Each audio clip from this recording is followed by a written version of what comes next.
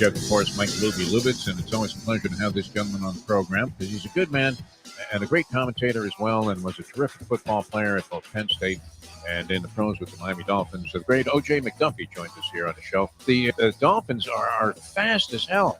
Yeah. I'm thinking, if this guy McDaniel has this innovative kind of Bill Walsh extrapolation that also involves the running game, and these offensive weapons obviously fit the puzzle very, very well, it could be very interesting to see a team just outspeed other teams. Just curious if this was ever offered to you in any kind of promotional thing or charitable effort, because I was a big fan of when like a football player would race against a thoroughbred racehorse. Bullet Bob Hayes did it. I think he might have beat the horse. Skeets Nehemiah, who, wow, where did he get his hands from? Nehemiah, was that oh, the man, worst? I don't know. From Roberto Duran. You got it from Roberto Duran.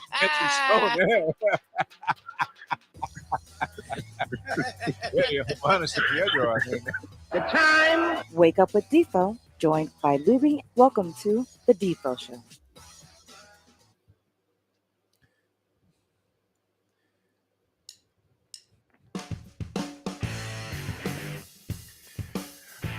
On a beautiful Thursday here in South Florida, where we originate from here on South Florida Live and around the world now with our audio and video streaming. Welcome to the show, the Defo Show. Jeff DeForest, one Mike Lubie, and I'm happy to have you with us. We're going to have a Hialeah Park Trivia Challenge today. Going to be joined shortly here around 7:30 by the great Dave Gurgles Gurgley, who will conduct the questioning for the challenge, the Inquisition, to see who is brilliant enough to walk away with a Landlubber's gift certificate today. And that's provided by one Mike Lubie and his fine affiliation, long-term affiliation with Landlubber's Restaurant in Plantation, Florida. One of the best sports bars, best-run sports bars that you will find anywhere, man.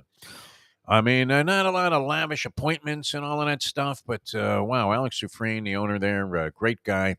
Used to love hanging out with Alex back in the day there when we were doing some shows live from Landlubbers. And Lubie's there, what? Is that your Tuesday night gig, Landlubbers, or Thursday? Tuesday's Vega, Thursday's Landlubbers. Thursday night, so it'll be tonight. You'll be at Landlubbers, and there's always the possibility of a surprise mystery guest appearance by the great Dave Gurgles Gurgley. But he was there last week.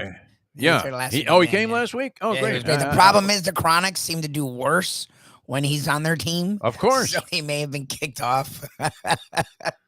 Imagine that, Lenny, the Chronic, making a trade and getting rid of Gurgles, who happens to be a trivia expert. I mean, it's one thing to come up with questions and you don't know the answer to them and you look them up, usually if you're devising trivia questions, you go into an area where you sort of have some sort of prior knowledge, right? That's a lot of sort ofs in there, isn't it? Lubie, is that like two sort ofs in the same sentence? It's like three. I don't think Lesley Visser is going to come on this show after hearing that butchering of the English language.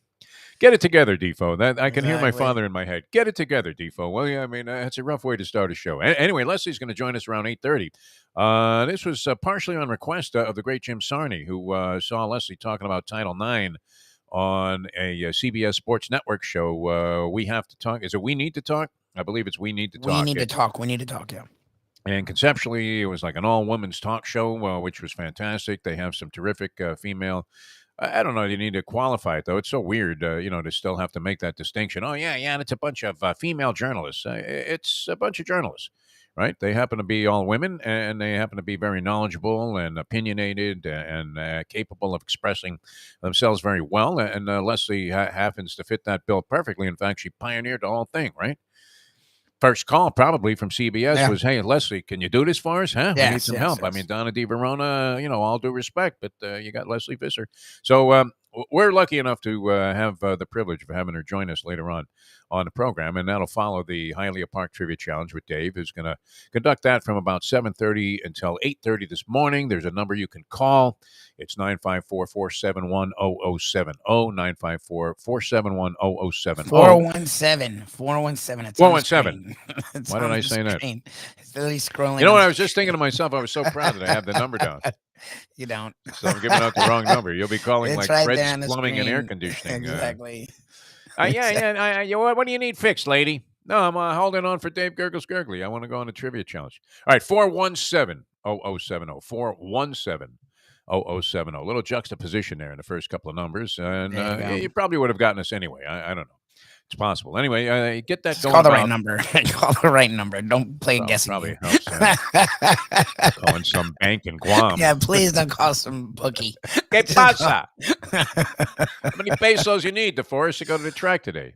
Oh my god. A lot of stuff, as Nora O'Donnell always says, a lot of news to get to, and many things, a lot of different areas. Of course, last night, our theory, unfortunately, where's Rudy Giuliani? I mean, never mind this whole business of him pressing everybody on the whole Stop the Steal scam that Donald Trump was trying to pull over on the United States of America.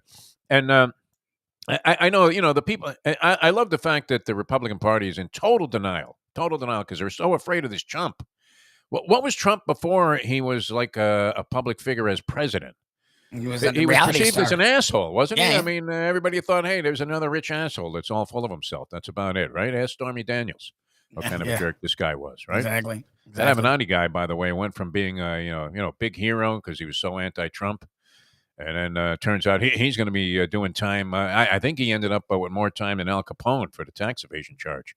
That Avenatti, the lawyer, remember that guy? Big, what would you say? A bombastic type, and he was always pointing fingers. He particularly, I kind of liked him because he was an anti-Trumpster, but nonetheless, he turned out to be a bigger figure than we could have ever imagined.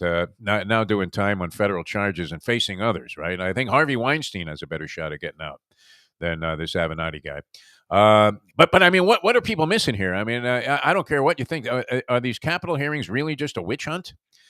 No. They're real, January but 6th, no one cares. hearings. I mean, come on, about the Capitol insurrection. And then when you see what was going on, you're thinking, I don't care. Your ideology could be 100% aligned with Donald Trump, and that's fine. You want people to have machine guns and all of this other stuff, and you're opposed to abortion. Whatever your position is, everybody's entitled to their opinion. But do you really want this jerk running the country? I mean, what a joke that whole thing is with Giuliani and the Stop the Steal, and they all knew what they were doing, and even Barr, who was a hand-picked guy. I mean, I thought he was a Trump puppet in the beginning, and even he's saying, well, we told him straight up this was bullshit. And they went ahead and they harassed a lot of people. People got killed in a Capitol insurrection. I'm sorry. If DeSantis is the new guy to represent this whole ideology, so be it. But anybody, I don't know how anybody could possibly vote Donald Trump back into office. Well, the economy was good. It was. Thank you, Barack Obama.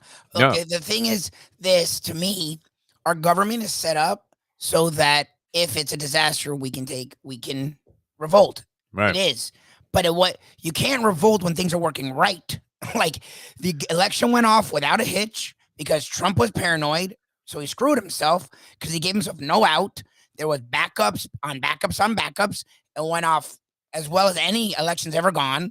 Biden won legitimately. That's it. You can't he also lost by several million votes. Yeah, he lost by a lot. Like getting rid of this whole electoral college thing, it wouldn't even be a question. He never would have been there in the first place. Exactly.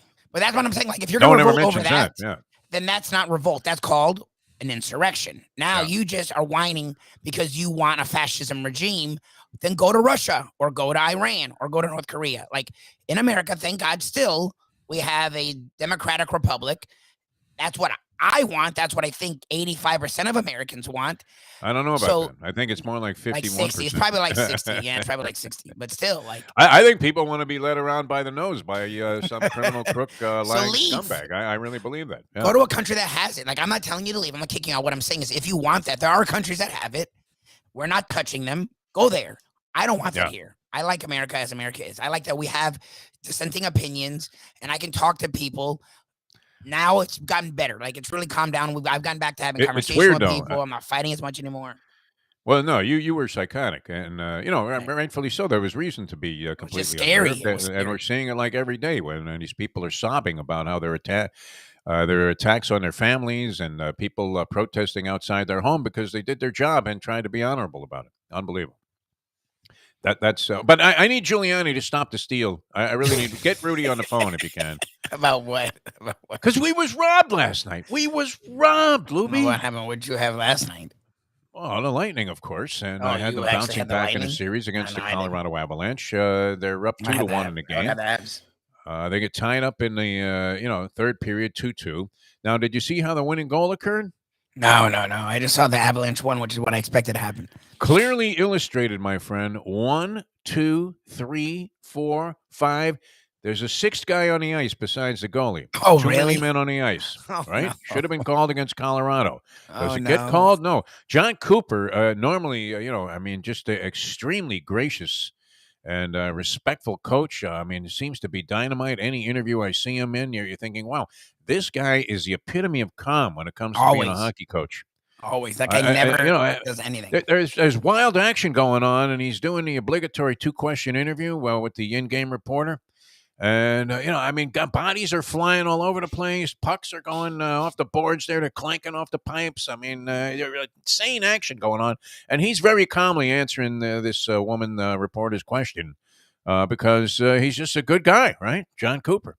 Everybody likes this guy. But he was so sick that they didn't make this call. And then it turned into the winning goal, which now has the Lightning down 3-1 in the series. And you're thinking, all right, if you were following your brilliant theory, DeForest, you would chunk it in on the Lightning right now. But seems prohibitive with 2 of the 3 games that are upcoming, the possible 3 games, and maybe in all likelihood the 1 game that's left in the series is going to be played in Colorado, where we don't necessarily, you think about it when the Broncos are playing, but the altitude has to have an impact on hockey players, which, this is a wildly, you talk about the physical requirement in terms of having wind. You saw guys that were out on the ice yesterday. A normal shift is like what? 45 seconds to a minute and a half? Something like that. Yeah. And these guys were out there for like 2 minutes and change, and the differential, it was gargantuan. Yeah, you can see it. Yep. And the physical toll that it was taking on the players that were stuck on the ice because they couldn't get off on a change. Well, whatever, the rhythm of the game wasn't permissible or allowing them to get their guys off the ice. And so, they had guys that were completely gassed out there. Still playing, and managed to hang in there, the Avs, to their credit. Obviously, an amazingly good team. And this guy McKinnon is something else to watch. Terrific. Yeah, Not often mentioned, but how he wasn't the MVP of the league is pretty incredible. That guy looked great. Absolutely carrying the Avs so far in the playoffs. And in the game last night, he was terrific. They end up winning it 3-2 in overtime. 2 overtime games, 2 blowouts in the series. Could easily be 3-1 the other way for the Tampa Bay Lightning in their quest to win 3 straight Stanley Cups. But a total screw job, Lubie. Lubie, we was hosed. That should be a condition. Should you be able to sue like DraftKings, FanDuel, any betting site, MGM, when you get screwed by the officials, blatantly so, where there's physical film evidence? You don't need the Zapruder film to see there are like 6 guys on the ice. 1, 2, 3, 4, 5. And there's a guy standing over there. Who's that? Is that Toe Blake? I don't know. Unbelievable. Sick Cooper was. He was sick. I'm a fan of teams that seem to get screwed, so I'm used to it. I don't know what you do with that. That was awful.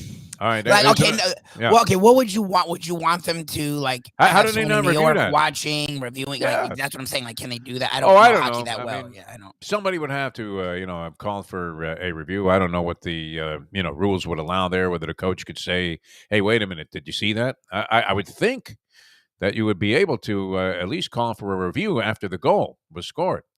But and Cooper did have one reversed. It was not this game, but the game before when the puck had cleared the zone and just barely got over the blue line while the Avalanche were, having just a mad penetration going on there in the offensive zone and putting all kinds of pressure on Vasilevsky. And then the puck slides out across the blue line. One of the things Tampa's been having trouble doing is clearing the puck on power plays.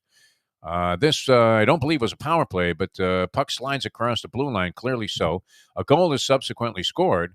Cooper challenges it. It seems like well after the fact. I guess you have to wait till a stoppage. And the challenge was upheld, and the goal was disallowed. That was Colorado's opening goal in game number 3. They eventually did take a 1-0 lead before losing that game by a wide margin. But last night, it looked like Tampa Bay was coming all the way back. They seemed to be in control of the game. Colorado just kept buzzing around, though, and they put a lot of pressure on Vasilevsky in the second period. Still ended up trailing 2-1 going to the third.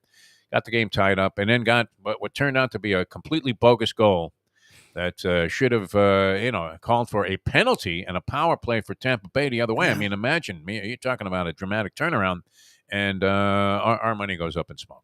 Well, and unlike the Panthers, And our the theory, Lightning, unfortunately. Yeah. the Lightning are great in power plays, so that would have you can actually sort of. They've been horrible though in this series. Oh, they have. The, Okay, then I yeah, don't know. they were 1 for 14 going into. So then you're not last night's guaranteed game. anything there, but Yeah. at least they don't have the game-winning goal. They got that Panthers playbook, which was the other piece of hockey news yesterday on the local What a front. joke. Now we had speculated that Andrew What Brunette was a going to joke. get fired after that Lightning series. Yep. That he was the interim coach. That It's could have not been the a guy. coach of the year. Had a terrific regular season. Took over, and after the controversy that beset Joel Quenneville, who was the coach of the team and seemed to be doing a tremendous job with this Panther team.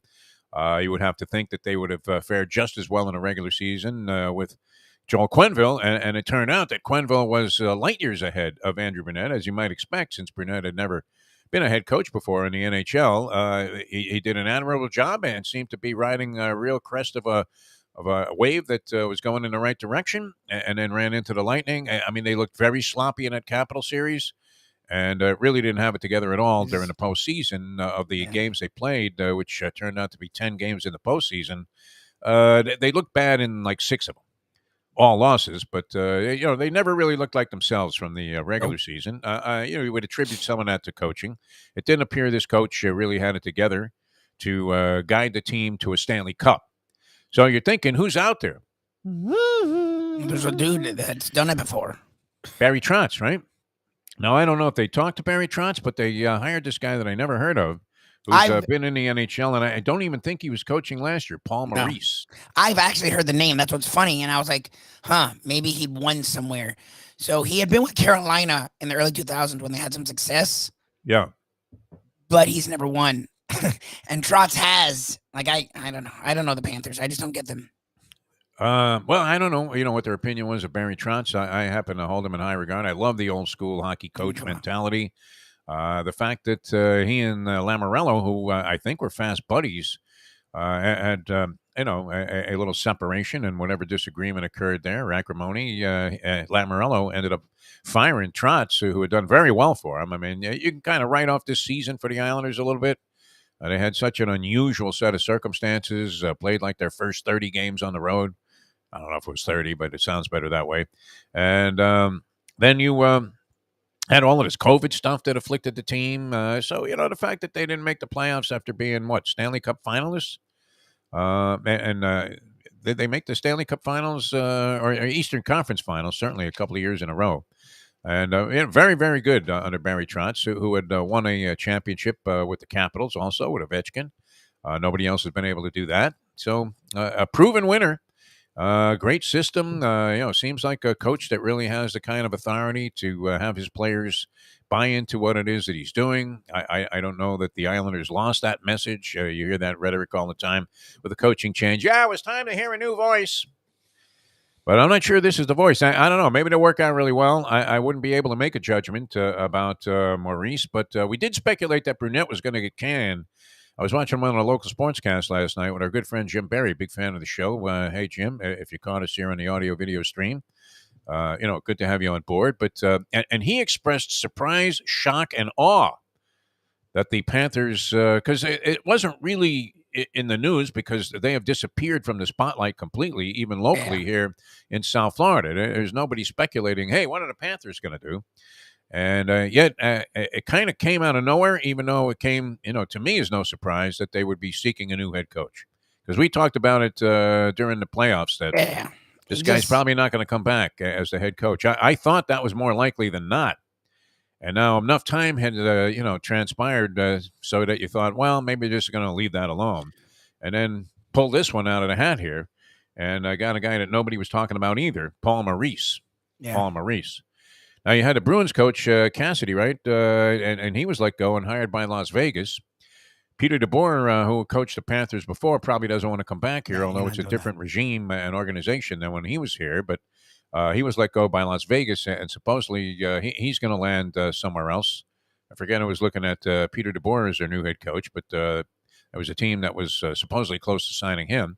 But there were guys out there, proven guys. I mean, the Bruins coach had taken the Bruins to the postseason 6 straight years. They fell out in the first round this year, and I guess got upset with the whole idea that they weren't championship caliber material under this head coach, but he immediately gets another job. Whereas the Panthers are sitting there, on their hands, and they finally made a decision. They got a guy. He looks very intense from the clip I saw. Yeah. Is that misleading? I mean, is he like under sedation the rest of the time? But would they just happen to get the one clip where he's screaming at somebody? I don't know. I looked at his record and I was like, so he's number one. I was like, why would you get a guy that's never won when a guy that, and I get it, Trotz has a defensive mentality. A lot of people said he may not work. Okay. I mean, he worked for the Capitals like less than a handful of years ago. So, and they were literally in the same spot. They had talent. They were getting close, but they couldn't get over the hump. Who does that sound like? So to me, I don't know. Everything I read about Moore, literally, he wasn't in the coaching at all last year in the NHL. Yeah, he was out of the league. He's so good. He was coaching youth hockey at the Poznak Jewish Center, I think. Like some Russian league or something. It's like, I mean, come on. Why not just get David Blatt? Exactly. Get Blatt. Exactly. Get Blatt. Find a guy that nobody's ever heard. Oh, yeah, he's had big success in Europe. All right, we'll see how that works out, but not necessarily any positive news there coming from the Florida Panthers front. All right, NBA draft tonight. Normally you'd be obsessed with NBA draft. I don't have anyone. Information. When the Heat were drafting somewhere in the top 15, you were all over it, Lubie, every day. That's all you wanted to do. Let's book another draft guy. The NBA draft in general is not nearly as interesting as the NFL draft because, A, less players are taken. B, it usually does stay pretty close to form as to who the few top picks are going to be. And then after that, most of the guys don't even make it, right? I don't know. Do all first-rounders? No, they don't all stick, not even the number one guy. It's happened where there have been brutal mistakes made at number one. But the Heat have never been, and that was a Pat Riley characteristic that he will deny, but it seems to have some element of truth to it, that Pat Riley is not big on building teams through the draft. He wants proven, winning, tough, hard-nosed, Jimmy Butler-esque type of players. Get me Zoe. Get Zoe on the phone, right? Yep. I mean, that's his type of thing. Let me have a guy that I can trade for or acquire in free agency, and I'm willing to give you my next 10 years worth of first-round picks. I don't give a crap because we're going to be a good team, and we're drafting near the bottom anyway, right? The Heat are going to be drafting 27th this year. Not a very sexy position, my friend. Well, especially in a draft that the top 3 picks are sort of and after that, you don't know. So it's not like a deep draft. But look, maybe in a draft like this is where you find a guy late and he ends up being better than like a Holmgren or a Smith or the kid, Banchero. I don't know. The reason it's just not a sexy, there's not a lot of proven guys. There's no one, even like the young studs, like Anthony Edwards. Georgia sucked, but that dude was a monster. Like you had an idea what he was going to be. Like none of these guys were that great. Like Banchero, none of these guys on the big stage played well. Like all these guys in the tournament were okay, and Holmgren sucked. Like Holmgren was not good. There was no great compelling figure in college basketball this year, was there? I mean, you heard a lot of talk. You're always going to get touted on the Duke guys. That are incoming freshmen. Banchero, I mean, he lived up to his college billing. He was a freshman. You have to remember, this is a guy 1 year removed from high school. And, what do you average? About 18 points a game. He led Duke, I believe, with like 7+ in rebounds and 250 pounds at 6'10". Yeah, you have to like it, right? Yeah, it's fine. Is he a 7-footer? Is he a 7-footer, Banchero? He's like 6'10", 6'11". Okay. Holmgren didn't overwhelm me, but the biggest consideration now, oddly enough, and the reason that you're going to see this guy, Jabari Smith, probably go number one as a big favorite to do so to the Orlando Magic, is what, Lubie? Because he's a big guy. And he can do everything. Shoots the three. Yeah, he can do everything. How nuts is that, right? Why would you want a big guy who shoots the three? I want a big guy that can stand inside and grab me 21 boards a game. No?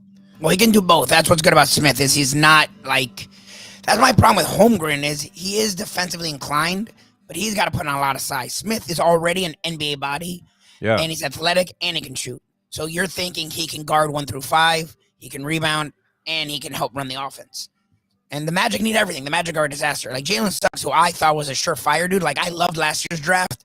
Suggs did nothing. Like Suggs was like forgotten. So maybe if you can get like a guy that can pair with Suggs, you can bring him back to being like this stud that everyone was excited about.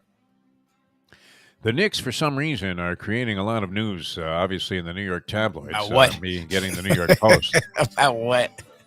Are they really going to do something so dynamic in the draft? They have also been awful at drafting under Phil Jackson. I mean, they were this Obi Toppin might turn out to be a very good player. Showed some real signs of life towards the end of last year. Yeah. But before that, what wasn't deemed to be much. And Phil Jackson was taking stiff after stiff, was he not? Yep. Although Porzingis, I don't know that you could call him a stiff. He was kind of a stiff with the Knicks. Compared to anticipation after his rookie season, you thought, wow, this Porzingis is going to be great. But I don't know. Did he really distinguish himself all that much once he got traded to the Mavericks? He's been okay, but you don't hear about, wow, did you see Porzingis last night? What a game he had. And that's not very commonly said, is it? Well, it was there for a little bit, and then he became Anthony Davis. Like, he can't stay healthy. Right. So he now is so injured and so big that the injuries he has, he's never going to overcome. Like knees and back, when you're a big dude, like that lingers for your entire career. All right, last couple of years, Heat not too bad with their first-round pick, but they were picking in a higher position. They got Bam Adebayo, who's legit, Tyler Hero, and they took Precious Achua. Achua was a part of the trade. Distinguished himself later on, right, with Toronto? Where is he?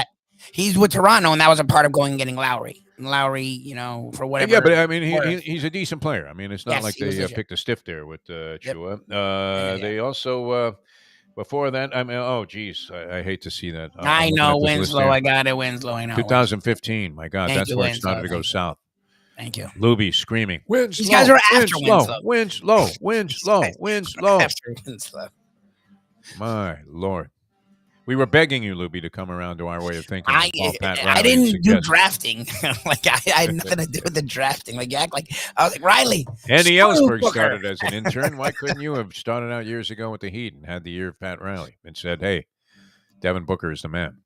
All right, well, we'll see how that plays out. Although not tremendous excitement about it. I don't know. I mean, the New York papers are all abuzz about draft material, and they really get into it. And it's a shame we don't have a sports section here in South Florida anymore.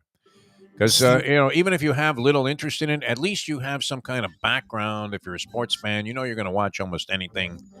And I'm sure at some point tonight, while I'm perusing the television channels, I'll be at least getting some info on the NBA draft. Correct? Oh, yeah. Although, drafting 27th. Ugliness, well, right? The interesting thing is the Heat want to make a move, and that pick is supposedly involved in it.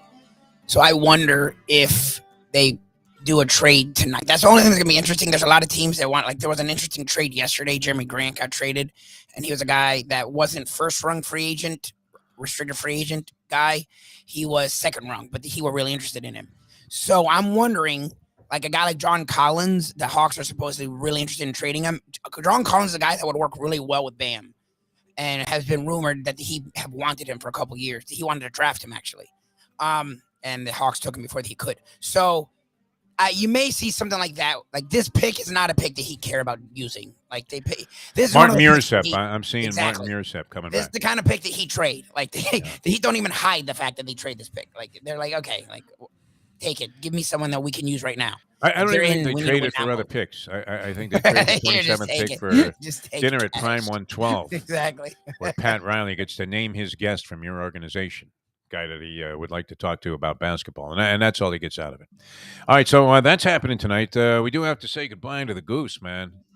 Yeah, oh my Tony God, Saragusa. that's so sad. What the hell was that? Where did that come from? I know he's a big dude, but still. His father actually had died of a sudden heart attack, and I don't know the cause of death. It wasn't published, but they haven't said it. They haven't said it. But his father died at 48 of a heart attack, like just instantaneously. One of those drop-dead heart attacks. Oh my God! So if heart disease ran in his family, certainly Saragusa would have been a candidate. Boy, he's a big dude. Yeah. You didn't know if he was holding a microphone or a sub sandwich that he was about to endorse. Yeah. But also a great guy. There was nobody that had a bad thing to say about Tony Saragusa. I don't know that. I mean, I've come across him. I probably interviewed him once or twice.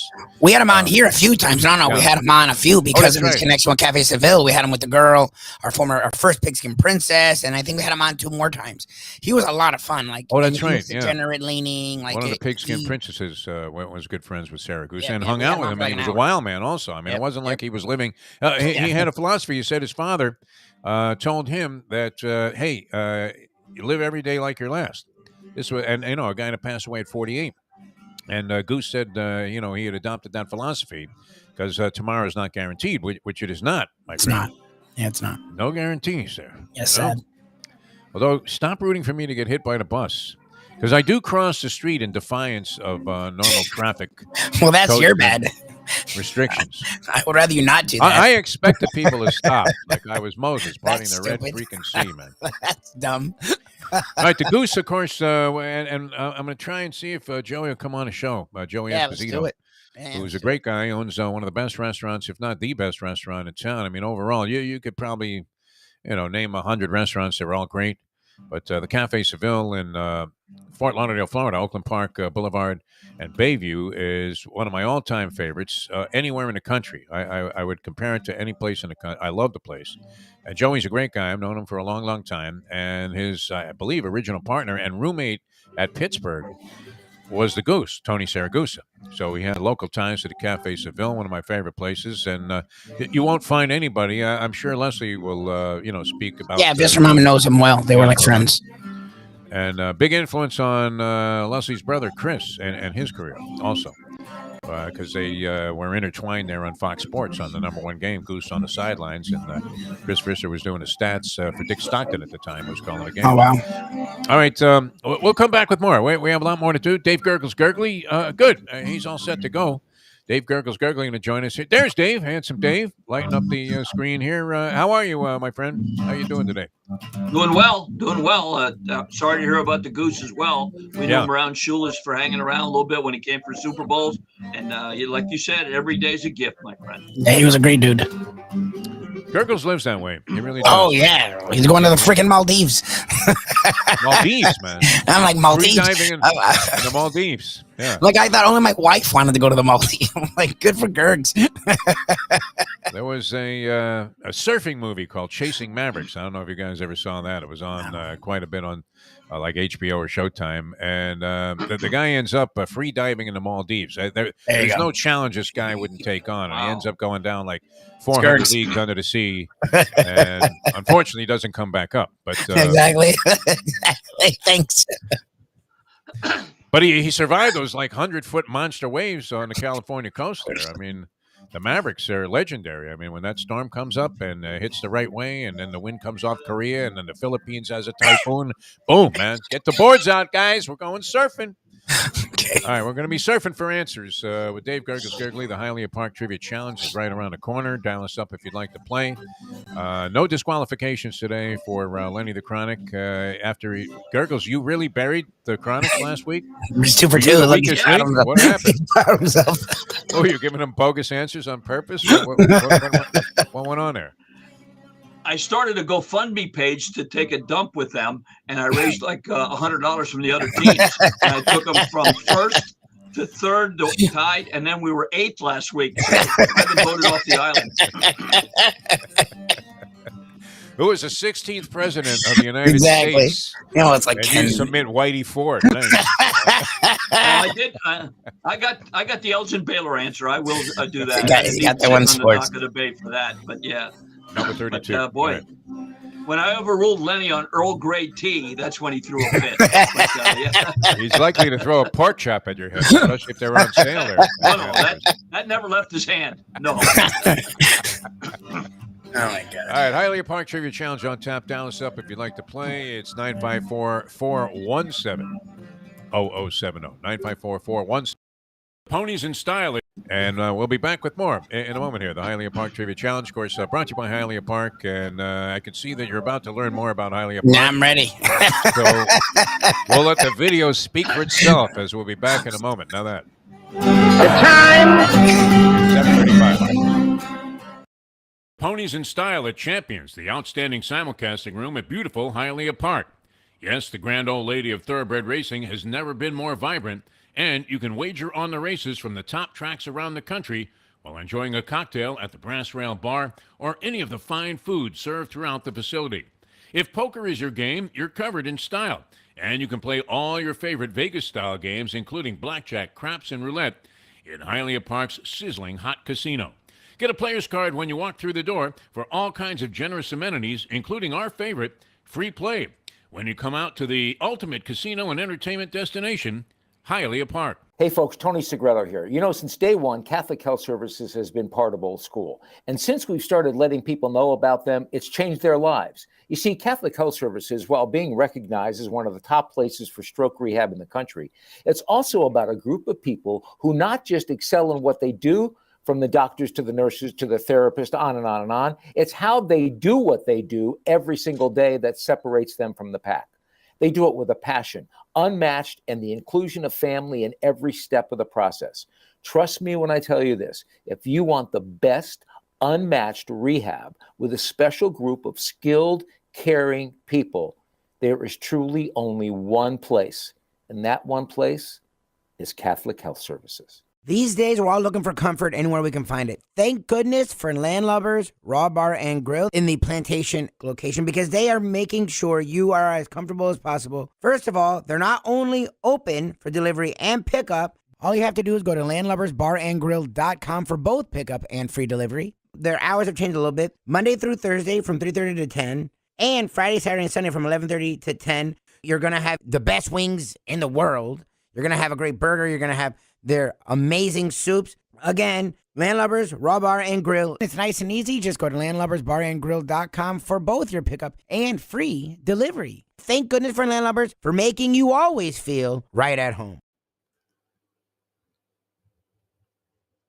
Robert Klein, a pleasure. Huge fans and been bombarded with messages and texts attesting to your brilliance and how much they have enjoyed your work over the years, and still outstanding. Thanks so much. I don't know if you have 1 second real quick. Yeah. The Bronx Olympics would look like what? I called a friend of mine and I asked him if he was watching the fencing, and he said he thought that involved moving stolen merchandise. But the Bronx Olympics, so what would be the number one event? The number one event would be the shout. Who could shout, yo, hey, yo! The only way to get your morning started is with Defo, joined by Lubie, right here on the Defo Show.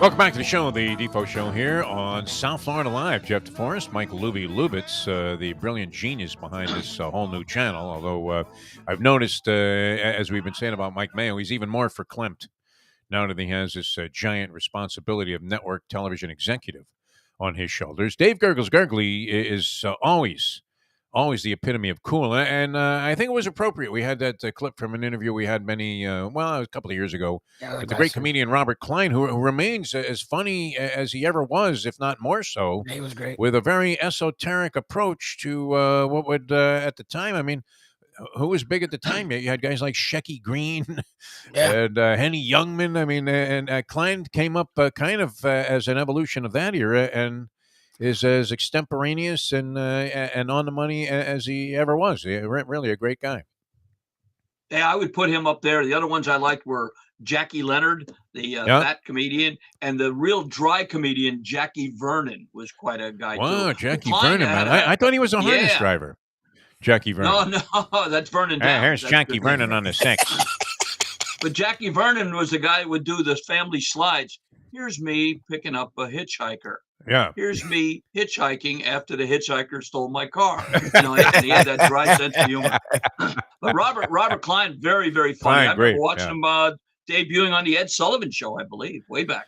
Yeah, he goes back in time and, still, and you can persist in what you're doing and actually, just roll right with the times. Like they said about Don Shula when he said, wow, look at this guy pass the ball when Danny walked onto the field for the first time. And he was used to seeing Greasy with those little dump passes, to Zonka and Jim Kick out of the backfield.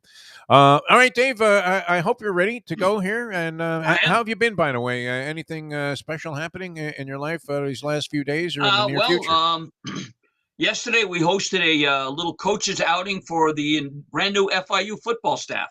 Really good group of guys. They all came out, played a little golf yesterday afternoon. I think they'll be staying with us sometimes at the hotel here. And really, really good group of guys. I'm wishing them well this year. Football right around the corner as well.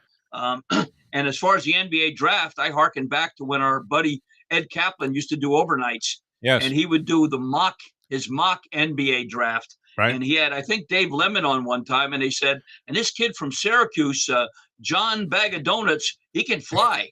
No, I mean, he can really fly. He has Peter Pan disease, and that was the capper. He was funny.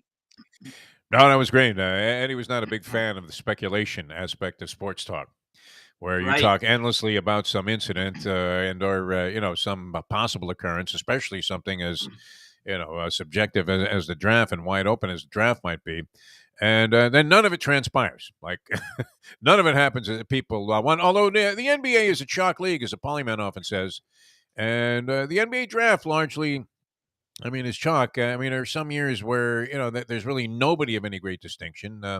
This year, I'm not sure is going to be one of those. But, it's as Lubie said, there was no guy that you can't wait to see play as a pro in this draft. Yeah, when you were talking about this one kid, Ranchero, I was thinking you meant some egg dish at the I didn't know. Ranchero. Oh, okay. Exactly, to prove the point. We're talking about a salad dressing, but that'll be tomorrow maybe with the Gambling Gourmet. Yeah, exactly. Mike Mayo. We had the pleasure of being with yesterday. It was nice meeting Brad. His father is was a big fan of the Trivia Challenge and all of our radio programs. Brad is the owner of the Even Keel Fish Shack here, right on the corner, A1A and Commercial. Great little spot. That's nice. And, yeah. We were broadcasting on South Florida live from there yesterday, although I had to bail before we had a chance to chow down. Now I would imagine Lubie has been under just unbelievably controlling restraint lately. I'm not sure if somebody got to his subconscious, but conscience, but he doesn't brutalize like a free tab anymore like he used to. Well, I beg to differ. Last week when I went to Landlubber, Mike Lubie and Professor Trivia Challenge, I peeked in the window to see if they were open. I couldn't see because there was a plate of wings blocking the window that him and the professor were sharing. We were sharing. He'll take advantage there. That's a step up. Sure. Yeah. He doesn't allow Lenny near the table. I don't know. Oh, no. All right, let's get into the Trivia Challenge brought to you by Hialeah Park. Beautiful Hialeah Park. Great place to go. Looking for a special occasion. Look them up. I'm telling you, you will really, really be overwhelmed at how great the service is, the prices are, and the accommodations. And people just love it because it's like stepping out of South Florida for a second and into some kind of grand utopia when you walk onto the grounds there, and then you see what's happening. It's like, hey, man, it's party time, right? You never know. Maybe even Tito Puente Jr. is over in the corner there banging on the timbales. And, the people are dancing and going, hey, man, this is fun. It's a great time. Hialeah Park. Everybody loves it. And you will too. And if you're a degenerate, of course, it appeals to all of my favorite things in life, right? If I was going to sing that, it works out perfect for me. Tomorrow, I have to make a little trip down to Miami International Airport to see the folks at Qatar Airlines, which I'm flying. And on the way back, I might have to just stop by Lejeune Road, and there's Hialeah.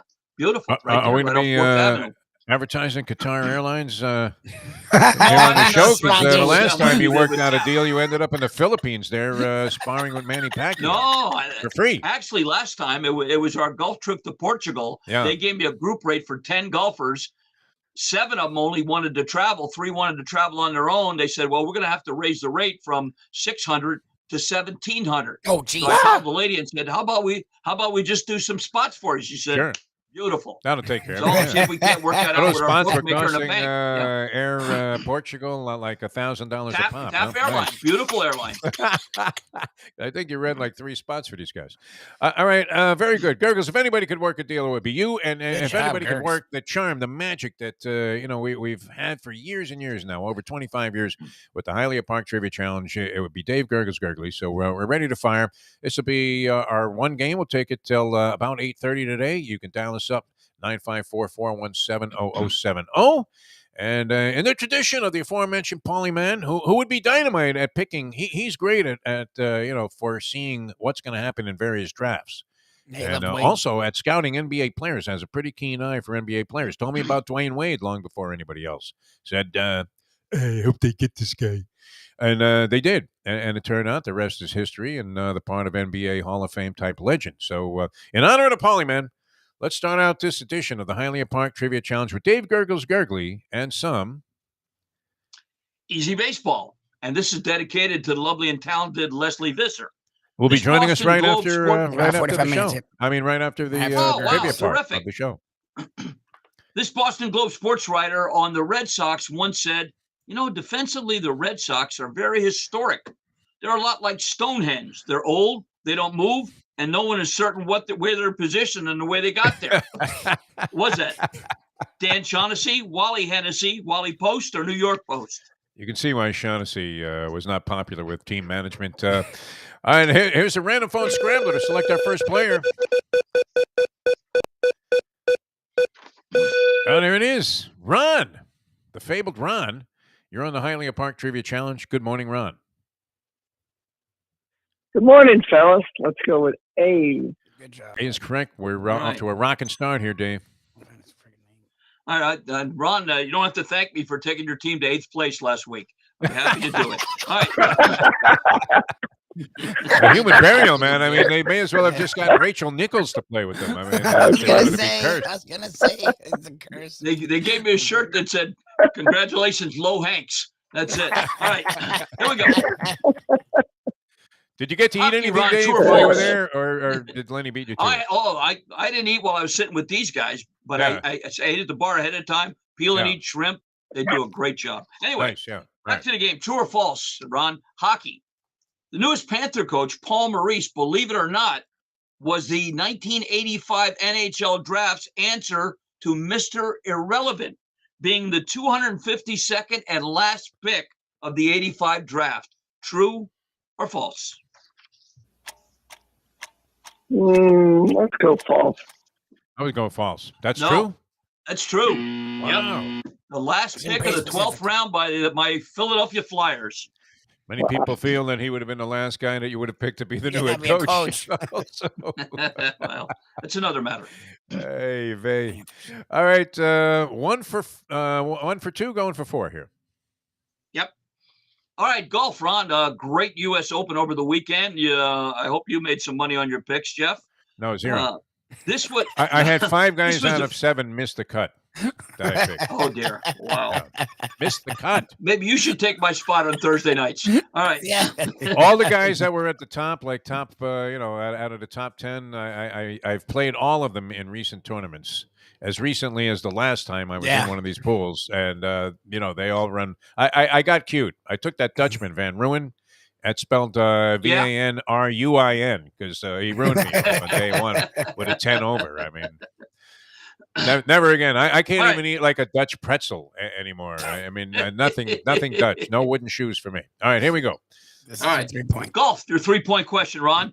This was the first U.S. Open contested at the country club that didn't require a playoff to decide the outcome. In 1963, Julius Boros won that U.S. Open when he defeated two players in a playoff, Arnold Palmer and was that Gene Littler, Tommy Bolt, Don January, or Jackie Cupid? Wow, what names? Let's go Gene Littler. Now, Can you give me those believe it again, or not, it Gurgles? was Because I think I know it. Yeah. I'm going to say Gene Don Littler, Tommy January. Bolt, Don January, or Jackie Cupid? I'm going to say January. Well, you better not play golf anymore. Yeah, It thank was God. the grandson of Fuzzy Cupid, Jackie Cupid, shot a 73 and lost him in See, a playoff. That was the obvious answer because what is that name doing on the list? Yeah, Under that theory. Yeah. I mean, you have to understand, this is like Survivor. You have to understand some of the basic strategies of the game, right? Where would you come up with Jackie Cupid? Very good, Gurgles. All right, These are going for 5. 6 points here, Ron, and that would set the pace in game number 1 here. It's going to be our only All right. master game of the challenge. All right, Mike and Jeff, we're talking about the NBA draft. So here's the NBA Yes. draft heat question. In Yes. 1988, they took Ronnie Cyclia with their first-round pick, 9th overall. In that year, they also had a second first-round pick, and that was I know that one. Yeah, I think we all know. Grant Long, Sherman Douglas, Sylvester Gray, or Kevin Edwards.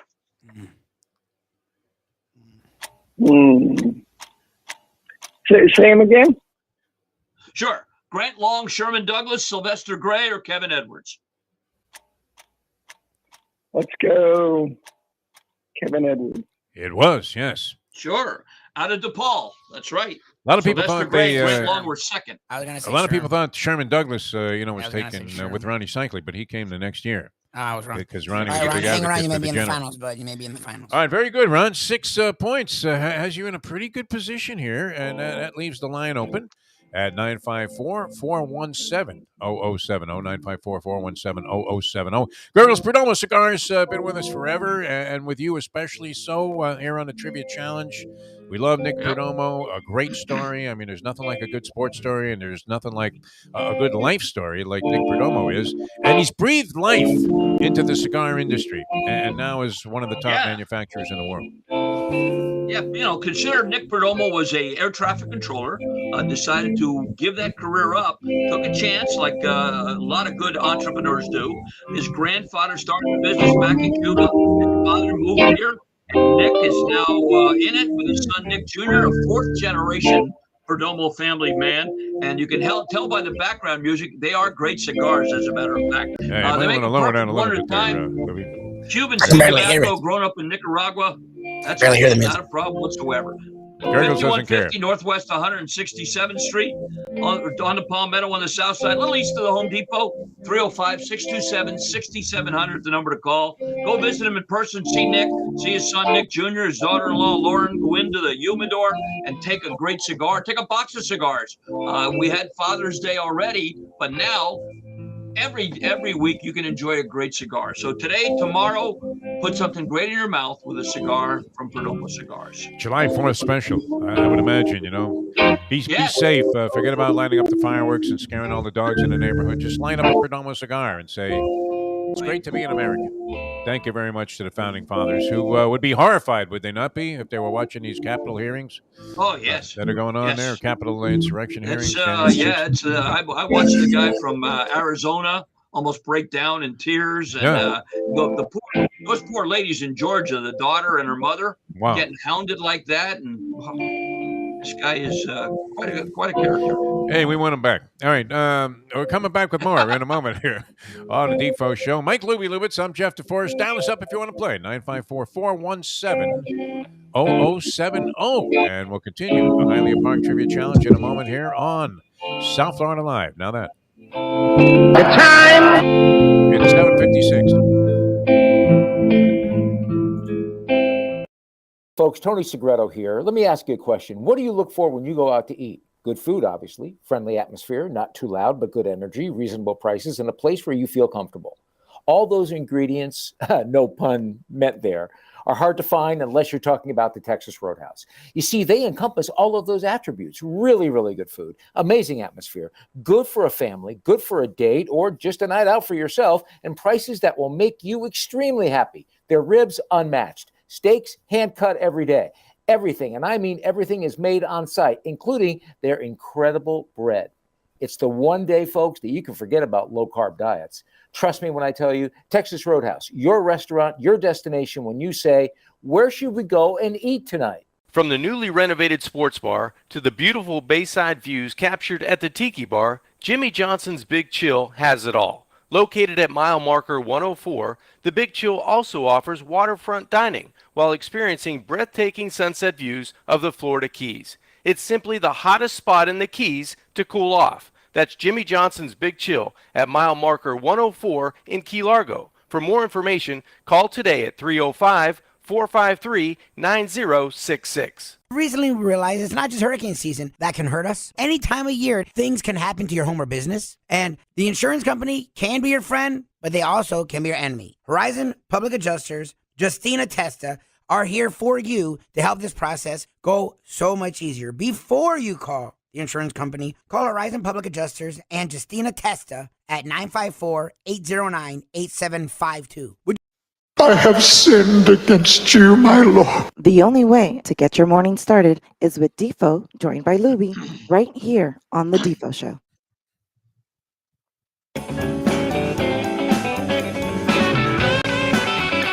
Welcome back to the show, the Defo Show. Jeff DeForest, Mike Louie Lubitz here on South Florida Live. Dave Gergley with us. And, of course, we're conducting the Hialeah Park Trivia Challenge. Off to a good start here with Ron nailing that final question. That Kevin Edwards was the first-round selection of the Miami Heat behind Ronnie Cycli in their inaugural season. They really didn't get much of the benefit of the doubt there from the league, right? Because Nope. Cycli was the number 9 overall pick. What is that? You would figure an expansion team, give them the first pick, right? Yep. Something, top 5 anyway. I mean, I don't kidding know. me? Do you really want to deprive the poor team that tanked its entire season the year before so that they could be in a position to have the number 1 pick by giving some lowly expansion franchise the first pick? But picking 9th. Cycli got people excited for a while until they saw him shoot free throws. What bricks? What was it about the Syracuse free throw shooting program? I mean, Jimmy Boeheim was a decent free throw shooter. You would figure that he would be able to spot that flaw right away and correct it. But anyway, Kevin Edwards was also selected there in the first round by the Miami Heat, who then took what was Grant Long, a second round pick that year, and Sylvester Gray. And Sylvester Gray. Yeah. Yep. Well, those I would have to say, what would you say? Grant Long had the best career? He played over 15 years. 15 years as an NBA player. Good friend of the program, too, and just a riot when he comes on the show. All right, now ready to play our next contestant here. We do have Ron with 6 points. Lesley Visser going to join us about 8:30 here this morning on the Defo Show. Many things to discuss, including, as we said, I mean, no doubt she has some Tony Saragusa stories as he passed away yesterday and at 55. And then there was a young player, a 26-year-old it was Ravens player who also died yesterday. A real tragic day in the sporting world of Baltimore there. But, and around the world, I mean, Saragusa was universally loved. Although it was it suspect when he did that diaper commercial? We shouldn't question this after the man's passing. I guess that's in poor taste. We'll get away from that because otherwise Lesley might cancel her appearance on the show. But I really enjoyed any contact I had with that man, which was limited. But he was a partner there, as I said, and a close friend of our good buddy Joey Esposito of the Cafe Seville. I think you've been there, Gurgles, have you not? Cafe Seville? Yes. Excellent place. Yeah. Great spot. And he was one of the original investors, I believe, with Joey when he took the place over and turned it into one of the great restaurants anywhere in the world. And going to be, missed by a lot of people. All right, here we go. On that morbid note, here we go into the Hialeah Park Trivia Challenge, where we're trying not to bury anybody, although often people come on the show and bury themselves with, not the easiest sets of questions here. I mean, very challenging stuff. The challenge part is definitely being lived up to here in the show, and Hialeah Park. You know what a great job they do. So here we go. Our next round of questioning with the great Dave Gurgles Gurgley. Boxing. This heavyweight fighter, when asked his personal definition of fear, said, "That's easy. Standing across the ring from Joe Louis and knowing he wants to go home early." Was that Max Bear, Brown Bear, Big Brown, or Browning Nagel? We're going to roll the random phone scrambler here to select our next player. 2 weeks in a row, Browning Nagel. Hey, speaking of scoring, man, this was great. Gentleman comes out to an event that Mike Mayo was holding when they launched the app for the Best of Delray at a very nice place, Meso on the beach off Atlantic Avenue on the Intercoastal in Delray Beach. Man walks into the room and immediately, like a hot babe, attaches herself to him and asks if, don't I know you from somewhere? One of those kind of questions, as she's already embraced in a warm embrace and half of a lip lock with this man. And the next picture I see after I left is she's having dinner at Chez Andy. So we welcome Andy to the program. Andy, you're scoring a lot better than the Tampa Bay Lightning right now. Hey guys, how you doing? Yeah, no, that was pretty good. That's Lenny. The only problem is like she started going through history with me. She's kind of young, and she realized that I played baseball in high school with her father. So I think that, Oh, no. Yeah, that was my dad. Something, I'm not making this up. Yeah. Like she said, oh, my father went to that school. And then I said, yeah, he was my second baseman. And then she called him up. Oh, no, that's not weird at all. Said, Yeah. yeah, and he goes, Tiff? You're on a date with Tiff? You know, and it was like, That was it, huh? and it's like, That's a little weird. Father, I So, kinda lost you there, anyway, I a think- little bit. All right. No, I'm sorry it didn't work out because it looked very promising, and and she also happened to know that her father played with Pie Traynor, so the odds that you were going to be any good were slim and none, right? Oh my Unfortunately. All right, good. You have 1 point. You're in the game. All right, Andy, That's true or Robo false? Dean's father. Throw Bodine. Yeah, you got it. That's right. In 1920, the University of Texas football team did not have a big budget. So for their end of the year banquet, they ate their mascot, Bevo. True or false? Oh, Wow. Jesus. That's not gross at all. Sounds very Jackie Cheryl-esque. I'll go with true. True. Oh, that's It is true. true. Yep. not Nothing like a nice disgusting side on of any beef. level. That's it. What Oh, team was my this, God. Dave Gurgles Gurgly? That ate the Oh, the The mascot? Longhorns? Texas, with the Texas Longhorns. Bebo. They cooked the Longhorn. Oh my God! Yeah. Bebo, that's their freaking paddle, the steer that stands on the sideline. Very grotesque concept there. That's Yeah. like, I mean, It's come like frying up Dolphin Wow. Denny and serving him to the Dolphins. on. I mean, he's a human, so. It's lucky Fireman their Ed, lucky their nick- is dissected and Lucky their served to the nickname Jets. wasn't the Badgers or Yeah, exactly. Like Okay, well, whatever. The Groundhogs, the yeah. anteaters. The Aardvarks. All right, you have 2 going for 5. Two going here, for right? 5. Yeah. All right, baseball, Andy. Who was the first pitcher to strike out 100 batters in a season for 20 consecutive seasons? Wow. All right. Was that Warren Spahn, Don Sutton, Nolan Ryan, or Steve Carlton? Guess you got to go with Spahn since he's the oldest. So I'll go I'm with going to Spahn. go Don Sutton on that. Don Sutton. Don Sutton is correct. Yes, He Don has Sutton a lot of did it. those weird stats with, and that was the big knock on his Hall of Fame acceptance, which he eventually got. But, that he was a stat accumulator, which is the kind of terminology Lubie would throw at something if he, just wanted to be, kind of an asshole and knock down your argument. But, I mean, the guy won 300 games, man. How do you keep him out of the Hall of he's a Fame? Hall of Famer, yeah. Let's face it. That's 15 games a year for 20 years. That's a nice stat accumulation, impressive. if you Yep. ask me. All right, going for 7 here, Andy, and the lead over Ron. All right, Andy, this is All right right. up your alley. We'll take you back in the history of the AFL. Of the following members of the Super Bowl winning Jets in '69, which one did not play for the original New York Titans, the name of the team Oh. in '60 and '61, which Oh. did not? Okay. Larry Grantham, Don Maynard, Curly Johnson, or Bake Turner? Holy moly, that's a good one. What was the first one? I think it's the first one because the last 3 I think played. Sure, I'll give you Who all was of the them. first guy? Larry Grantham, Don Maynard, Okay. Curly Johnson, or Bake Turner? I think it was the first guy. I think it was Grant. No, Larry Grantham was a linebacker with the Titans. It was Bake Turner that was not on the original Bake Turner. Titans. Wow. Yep. All right, Andy. Did Andy get 3? And you got 2 points. Yeah. Oh, you only 2 had 2. points.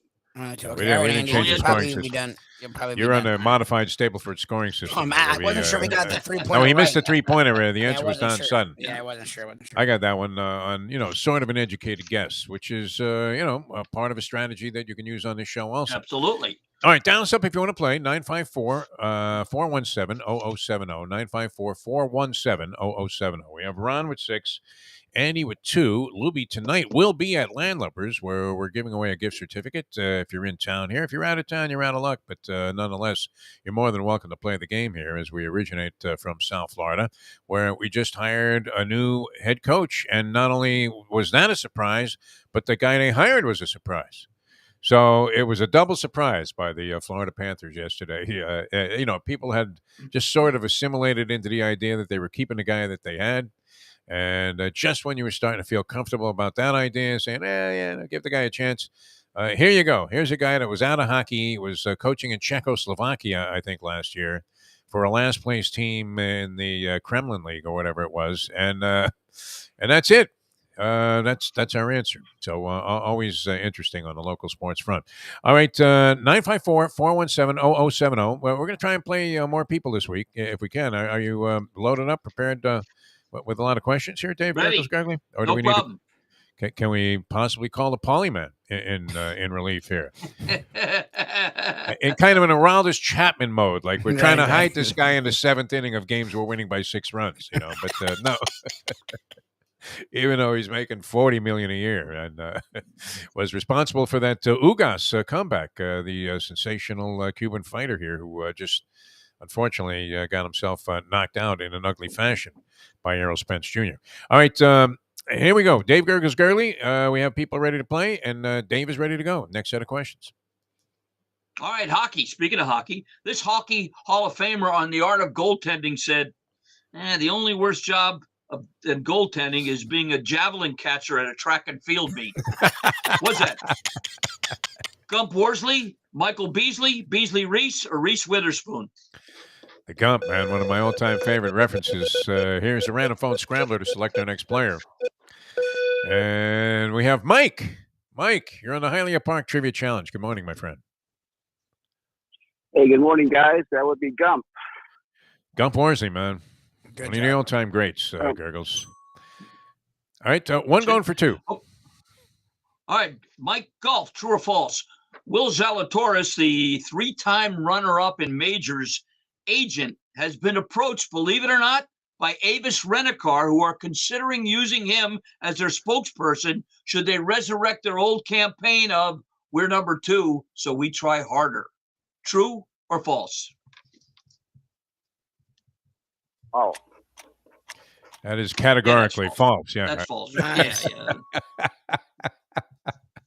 They're going to resurrect the old campaign and get this guy who's just Why not?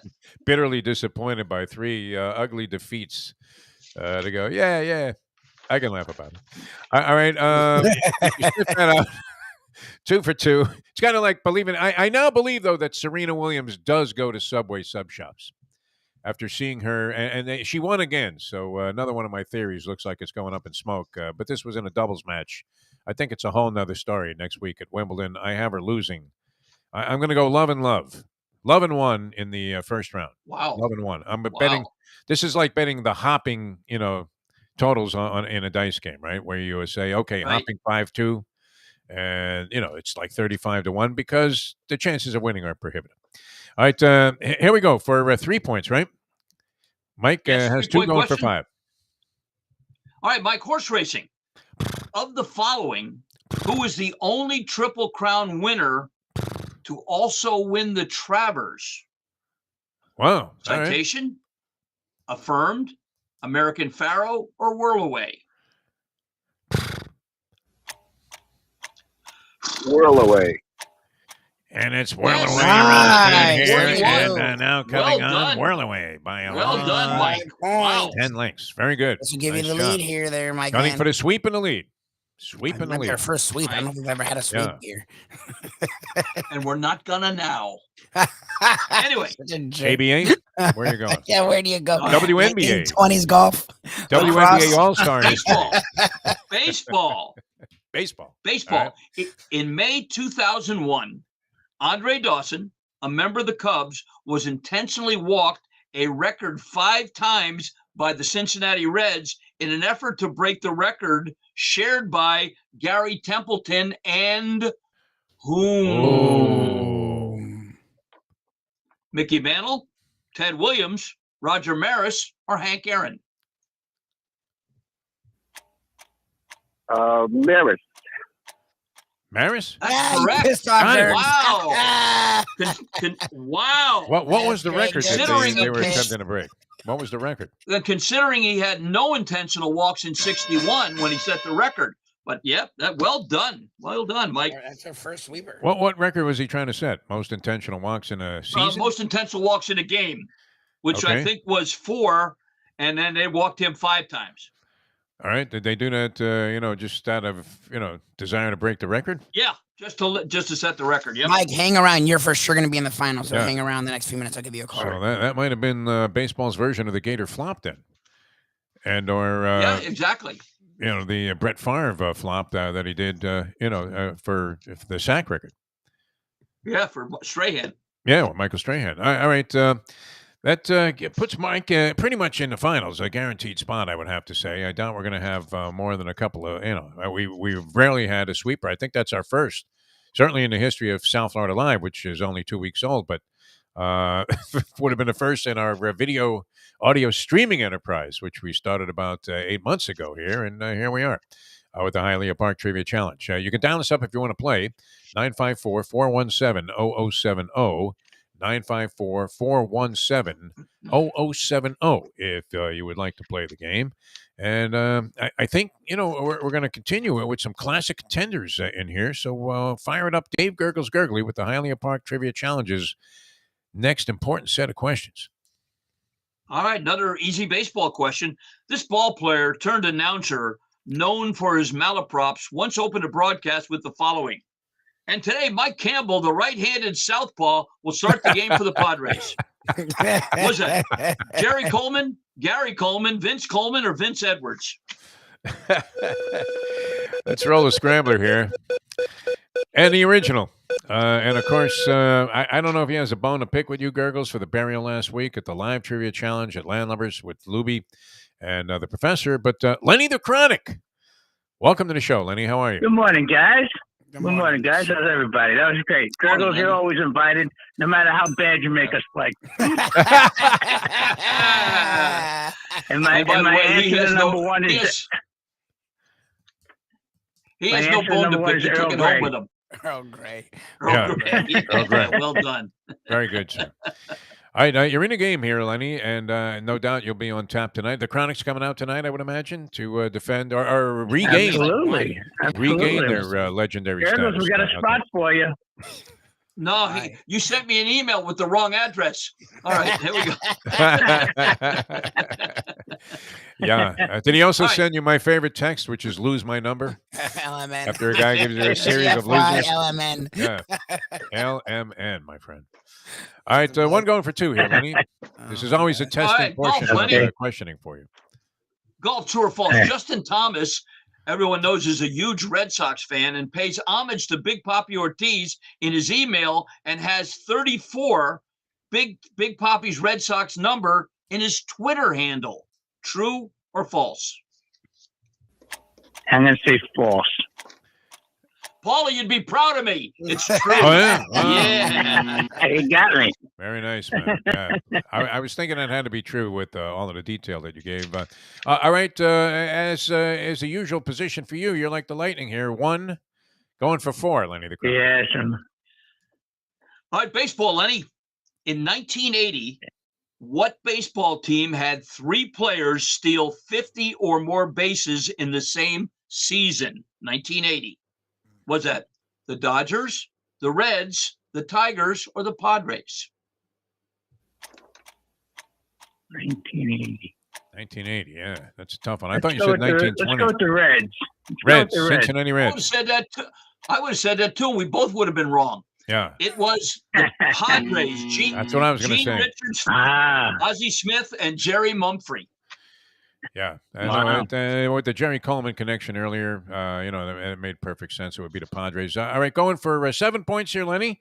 And this will move you into a possibility of squaring off in the finals for here. 6. He failed the true false. This is his 5. Oh, yeah, 6. All right, Okay. Lenny, Yeah, This is, So but tie it would you, be a tie. It would be a tie tie. you for second Right. place, and in all likelihood, eliminate you from the competition. Here we go. I'm almost ashamed. I'm almost ashamed to give a friend of mine such an easy question, but I'm going to do it anyway. Uh-oh. Hockey. Okay. Hockey. Okay.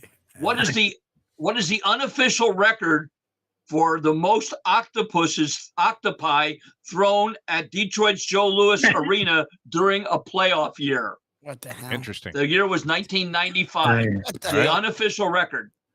Okay. 27, 75, 54, or 48? Tough one to know.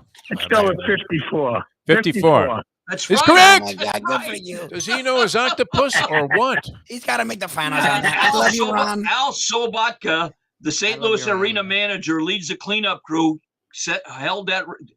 made sure that record of 54 during the 1995 finals between the Red Wings and the Devils. Well done, Lenny. All right, Lenny, hang on. You're in Wow. the finals. Yeah. I'm going to call Mike. You're That was gonna make you the did that finals fucking here, question against right. Mike here. When Grogus was just trying to screw you. He was trying You anything. have to get in. Yeah, you got to get in. All right, hold on. Let me get back to the Hey, finals. whose side are you on, Lubie? His All right. bonus question is about I'm usually on yours, but that was ridiculous. what was the diameter of the blob? I mean, Exactly. in the Steve What the McQueen fuck classic. question? The Downingtown Diner. It was at the Downingtown Diner, as a matter of fact. Okay. Oh my goodness! No, always We're getting amazed me. finals I mean, together? what with the security, that goes on at various arenas now. How these guys can have like a giant, like 20-pound fish in their pants and go in undetected. As I do remember at a Panther game when the Red Wings were good and they were in town. They scored a goal and somebody fired like a giant, squid from the upper deck. And it literally it landed on the shoulder of a really hot babe that was in the third row, Oh, off the glass there. And what do you do if you're her date? I mean, if you're with a first time starter, she either takes that very well, or that's it, right? It's walkout city from that point. or she's cast in a James Bond movie as Octopussy. So either way, it could be that. All right, we're going to come back and have the finals here in just a second. Perdomo Cigars, once again, Dave Gurgles Gurgley. Let's put in another good Yeah. word for Nick Perdomo on the Hialeah Park Trivia Challenge. They're the number one cigar, folks. In Germany, they held that. They're perfect. They make them perfect one at a time, and they're a friendly, family-run organization. Go down to 5150 Northwest 167th Street on the access road between 57th and 47th Avenue. Go right in there to Perdomo Cigars, 9 a.m. to 6 p.m., Monday through Friday, they're open.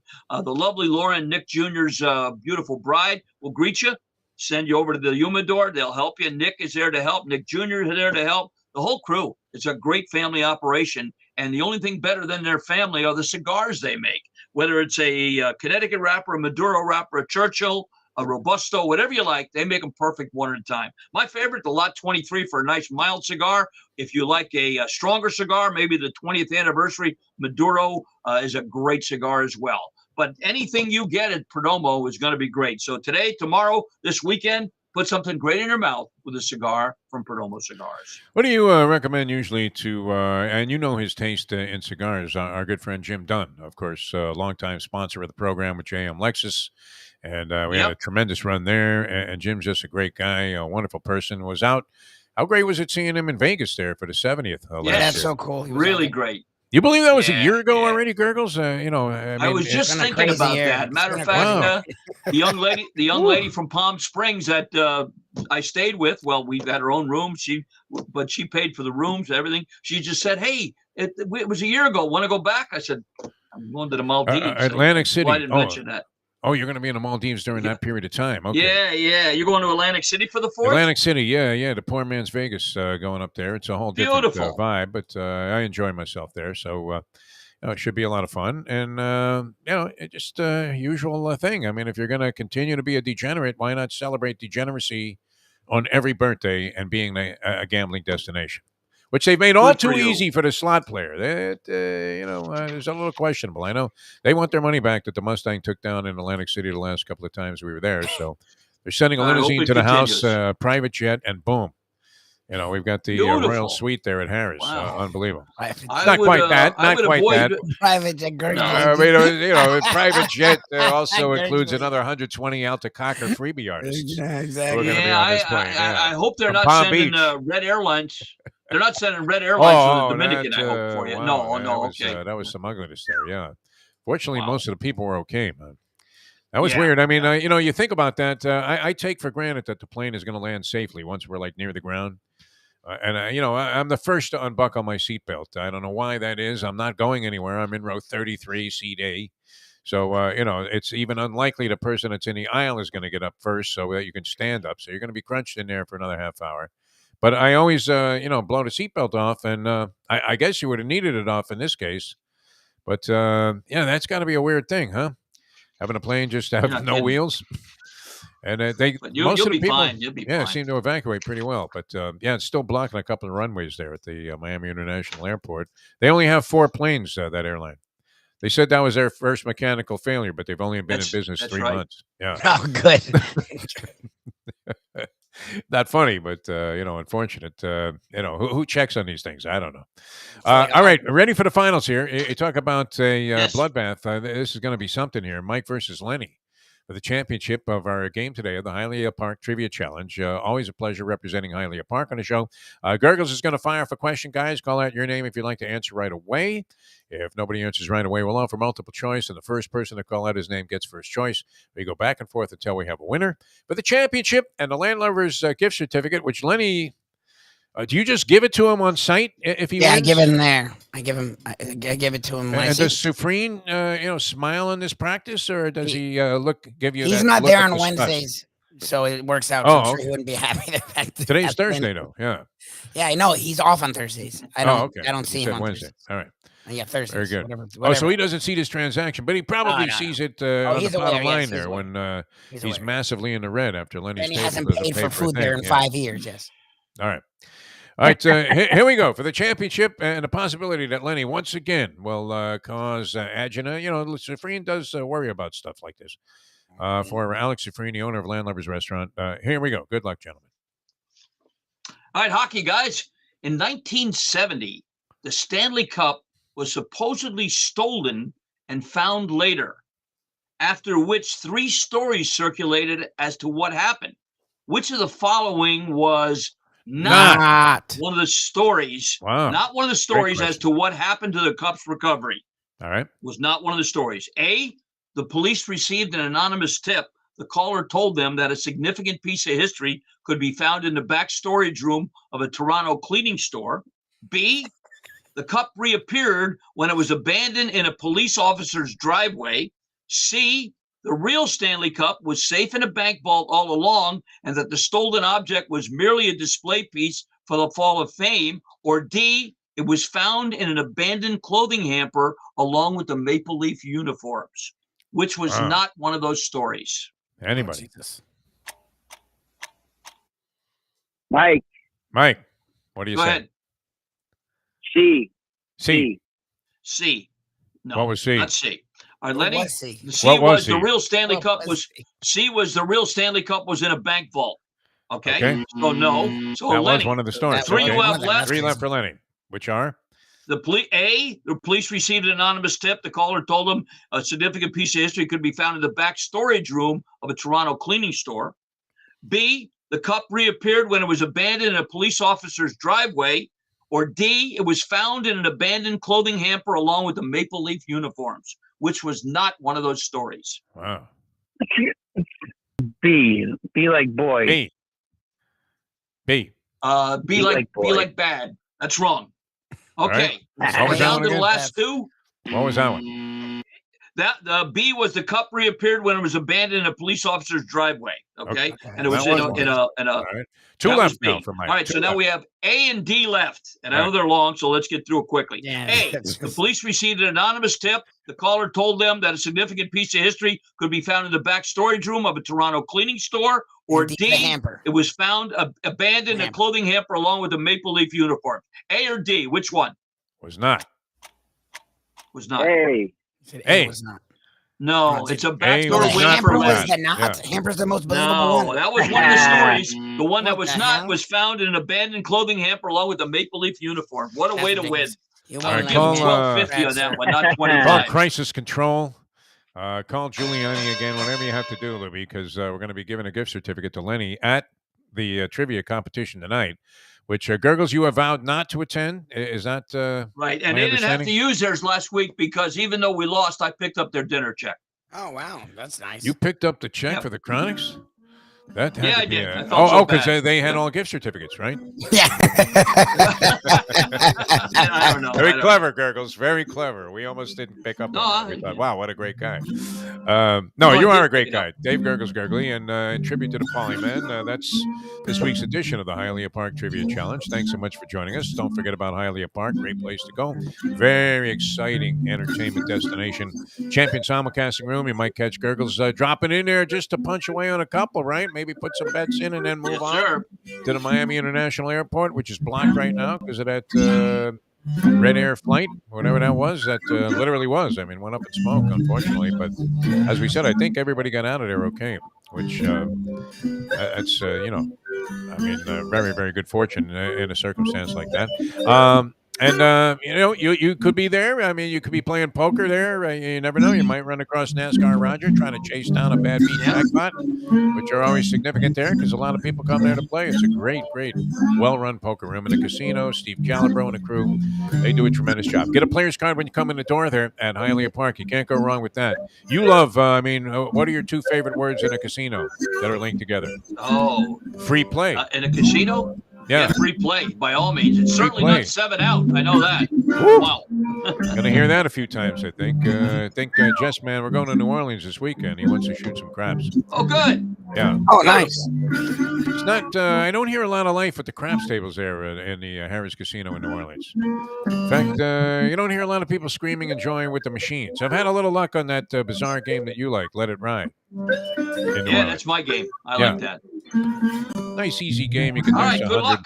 All right, thanks. All right, Gurgles, thanks for being with us. All right, Gurgle, man, we love you. All right. All right, we're coming back, and it's going to be great with Lesley Visser. Thanks to Hialeah Park, of course. Check them out, hialeahpark.com, all the special events they have. Still looking for news on El Boxeo. Have you heard anything, Lubie? No, you would hear. I mean, you talk to Frankie a lot more than I do. I haven't heard anything. I'm looking forward to it, though. It's going to be great, man. It's going to be a great, great night when they do it again, and hopefully that's going to be happening soon. If not, they'll have something else of a very special nature, and then a great place, private parties, any kind of special occasion like that. Celebrating. I know they've been known for the Sweet 16, the whatever. No, it's actually Quince, right? Is that 15? 15 is Quince. Yes, yeah, Quince. Yeah. The Quince thing. You see a lot of those kind of parties taking place there. Weddings. Lubie's wedding should have been there. I mean, a big mistake made by the Lubitz family, and just altering the plans of virtually everybody. And but it was still a great celebration. I don't want to diminish the impact of your wedding because, remarkably, how many years is it now? 2? You're still married. We're married a year and 2 months, and we are still married. A year and 3 months. Year and 2 months. We're still married. Okay. Happily, does that ever enter into the equation? Happily. Or is Just, that in quotes? Happy moments. All right. Yeah, we had some good times. All right. Speaking of good times, Lesley Visser coming up next on a variety of things, and always a gas having Lesley on the show. So looking very much forward to that on this Thursday edition of the Defo Show here on South Florida Live. He's Mike Lubie Lubitz. I'm Jeff DeForest, and we will be back with more in a moment. Now that The time. it's 8:28. Folks, Tony Segreto here. Let me ask you a question. What do you look for when you go out to eat? Good food, obviously, friendly atmosphere, not too loud, but good energy, reasonable prices, and a place where you feel comfortable. All those ingredients, no pun meant there, are hard to find unless you're talking about the Texas Roadhouse. You see, they encompass all of those attributes. Really, really good food, amazing atmosphere, good for a family, good for a date, or just a night out for yourself, and prices that will make you extremely happy. Their ribs unmatched. Steaks hand-cut every day. Everything, and I mean everything, is made on site, including their incredible bread. It's the one day, folks, that you can forget about low-carb diets. Trust me when I tell you, Texas Roadhouse, your restaurant, your destination when you say, where should we go and eat tonight? From the newly renovated sports bar to the beautiful bayside views captured at the Tiki Bar, Jimmy Johnson's Big Chill has it all. Located at mile marker 104, the Big Chill also offers waterfront dining while experiencing breathtaking sunset views of the Florida Keys. It's simply the hottest spot in the Keys to cool off. That's Jimmy Johnson's Big Chill at mile marker 104 in Key Largo. For more information, call today at 305 453-9066. Recently, we realized it's not just hurricane season that can hurt us. Any time of year, things can happen to your home or business. And the insurance company can be your friend, but they also can be your enemy. Horizon Public Adjusters, Justina Testa, are here for you to help this process go so much easier. Before you call the insurance company, call Horizon Public Adjusters and Justina Testa at 954-809-8752. Would you go? Lesley Visser, a lovely and talented one. I mean, the first woman and for a long time, the only woman, there are now two, in the NFL Hall of Fame. I mean, in there with all of the greats, Johnny U, Joe Willie, all of our favorites, Joe Montana, the great Dan Marino, and Lesley Visser, part of the scene in the NFL Hall of Fame. But what level of distinction is it to be the first guest on our new program? Because I would imagine, Lesley Visser, and by the way, how are you? Thanks so much for joining us here on the program. Is this an after-school special? This isn't practice. We're doing it. We're all over the world. Congratulations to you guys. I want to know. I'm so proud to be your first guest. And, of course, I have a number of things to go over that maybe this time it could be different. You know, it's not the gambler's creed. You think we can erase the past all at once here in one program? It's impossible. The modern-day odd couple, Defo and Lubie, are on now. It is, of course, the Defo Show.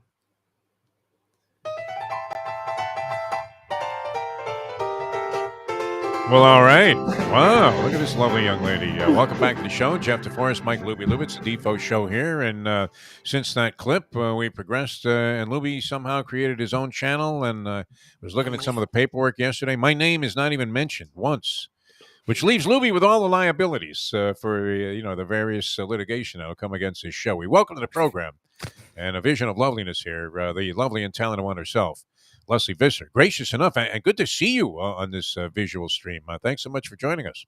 You know, I am so excited about this show for you guys, but I did ask Lubie, Defo, has anyone pointed out that your posters are backwards, which we know you're backwards, but what's going on there with, so it would look like an uppercut, but really it's a left? Yeah, it's a dyslexic thing. No, I don't know. I think that's some kind of reverse angle on the camera here. I mean, it's not like, I'm Bob Fishman or anything when it comes to this sort of stuff. But it's easy. You just hit the thing that shows to reverse it. Oh, good. You're asking Defo? Are you kidding me? The fact that That's all I can do to turn it on. I leave it on all night. The lights are on, the whole thing, guys. By the way, I already want to take issue with gurgles. Yes. I mean, and I love it's Lenny the Chronic. We're all the same people, right? Wherever you go, we go. We are the Bedouins of the Defo Show. Yeah. But the important red sock was that Keegan Bradley had pudge all over his bag and his shoes. Very nice. What did you make of all of that? I don't know if you're into this whole argument about the Live Tour and what's happening there. I would imagine that you've been questioned about that by somebody in the many interviews that you do. Yeah. What did you make of that whole thing and how it was handled and how it is being handled?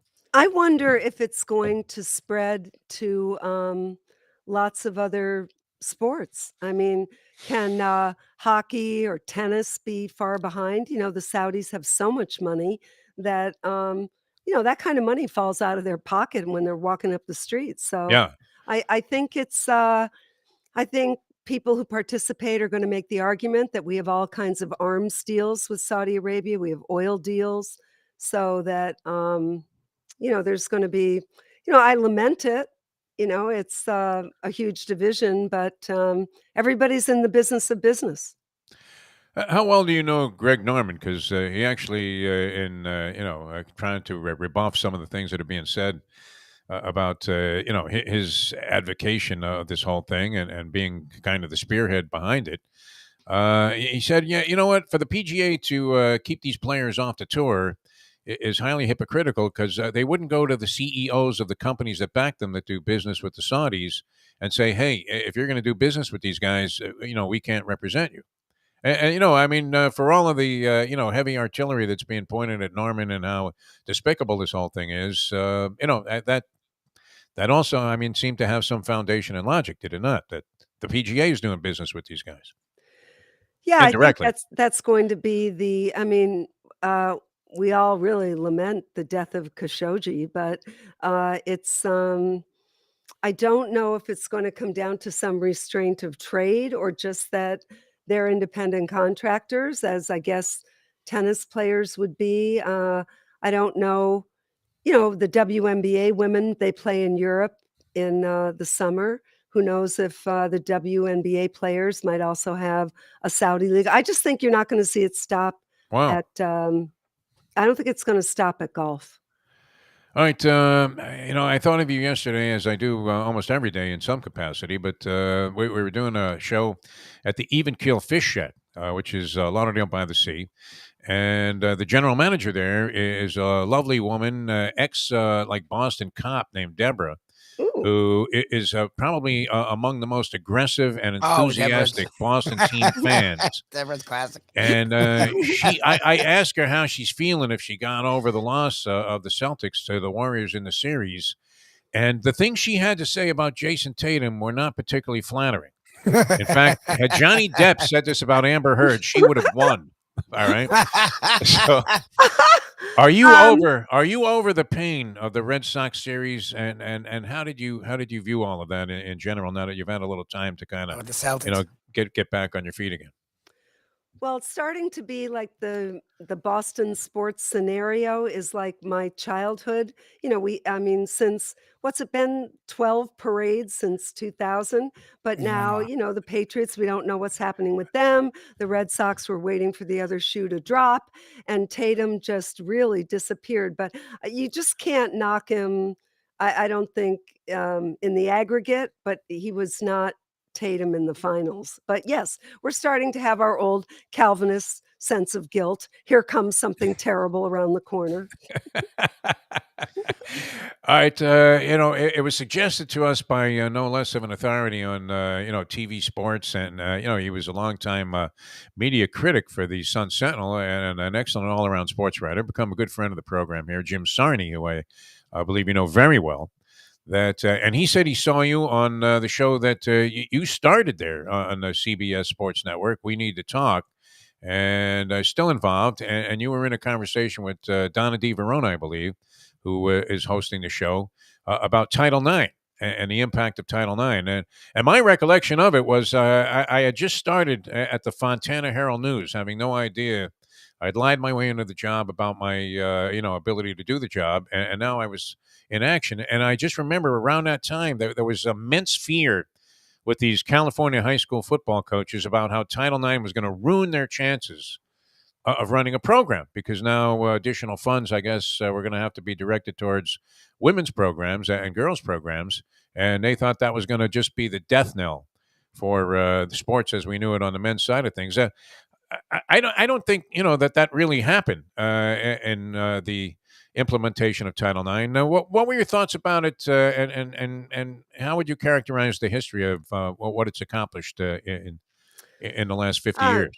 Well, it's a misunderstood piece of legislation, but it was transformative. It absolutely it was an educational amendment. Actually, the word sports never appears in the 37 words, but it did transform society in the sense that women were given opportunities, and it did not detract. I mean, I always say this about Title IX, that ground gained is not ground secured, because I remember in the late 70s both marching for Title IX in Washington and covering it, because all the major colleges were fighting that this would detract, as you said, from their football budgets. It was going to be the ruination of the Big Ten and the Pac-10.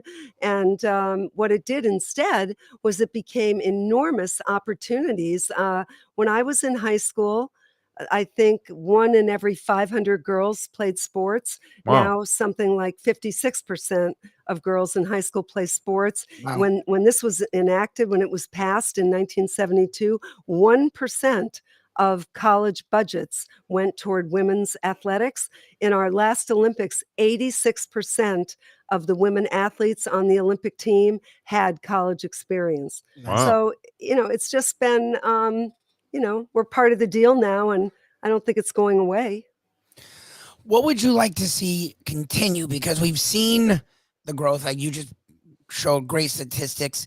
But we do know in the world at large, there's still inequality when it comes to men and women in the workplace, wages. And I'm sure that still crosses over into sports. What else would you, because you're still active, not only in broadcasting, but in uplifting broadcasters and women broadcasters, what would you like to see as another step to really try and grow equality in sports? Yeah, that's a great question, Lubie. Unlike, what did you ask, Defo? I can't even remember. I was going to say, Anyway, I think we mentioned Amber Heard somewhere. Oh, in yeah, this was thing. in there that's somewhere.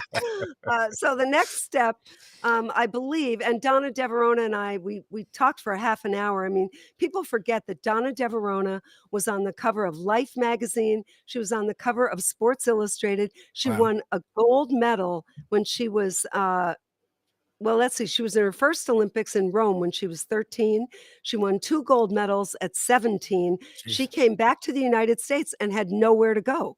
There were no college sports. There were no opportunities. If she took 1 cent from anybody, she'd be considered a professional. So, I mean, she's been pounding those halls of Congress for 50 years.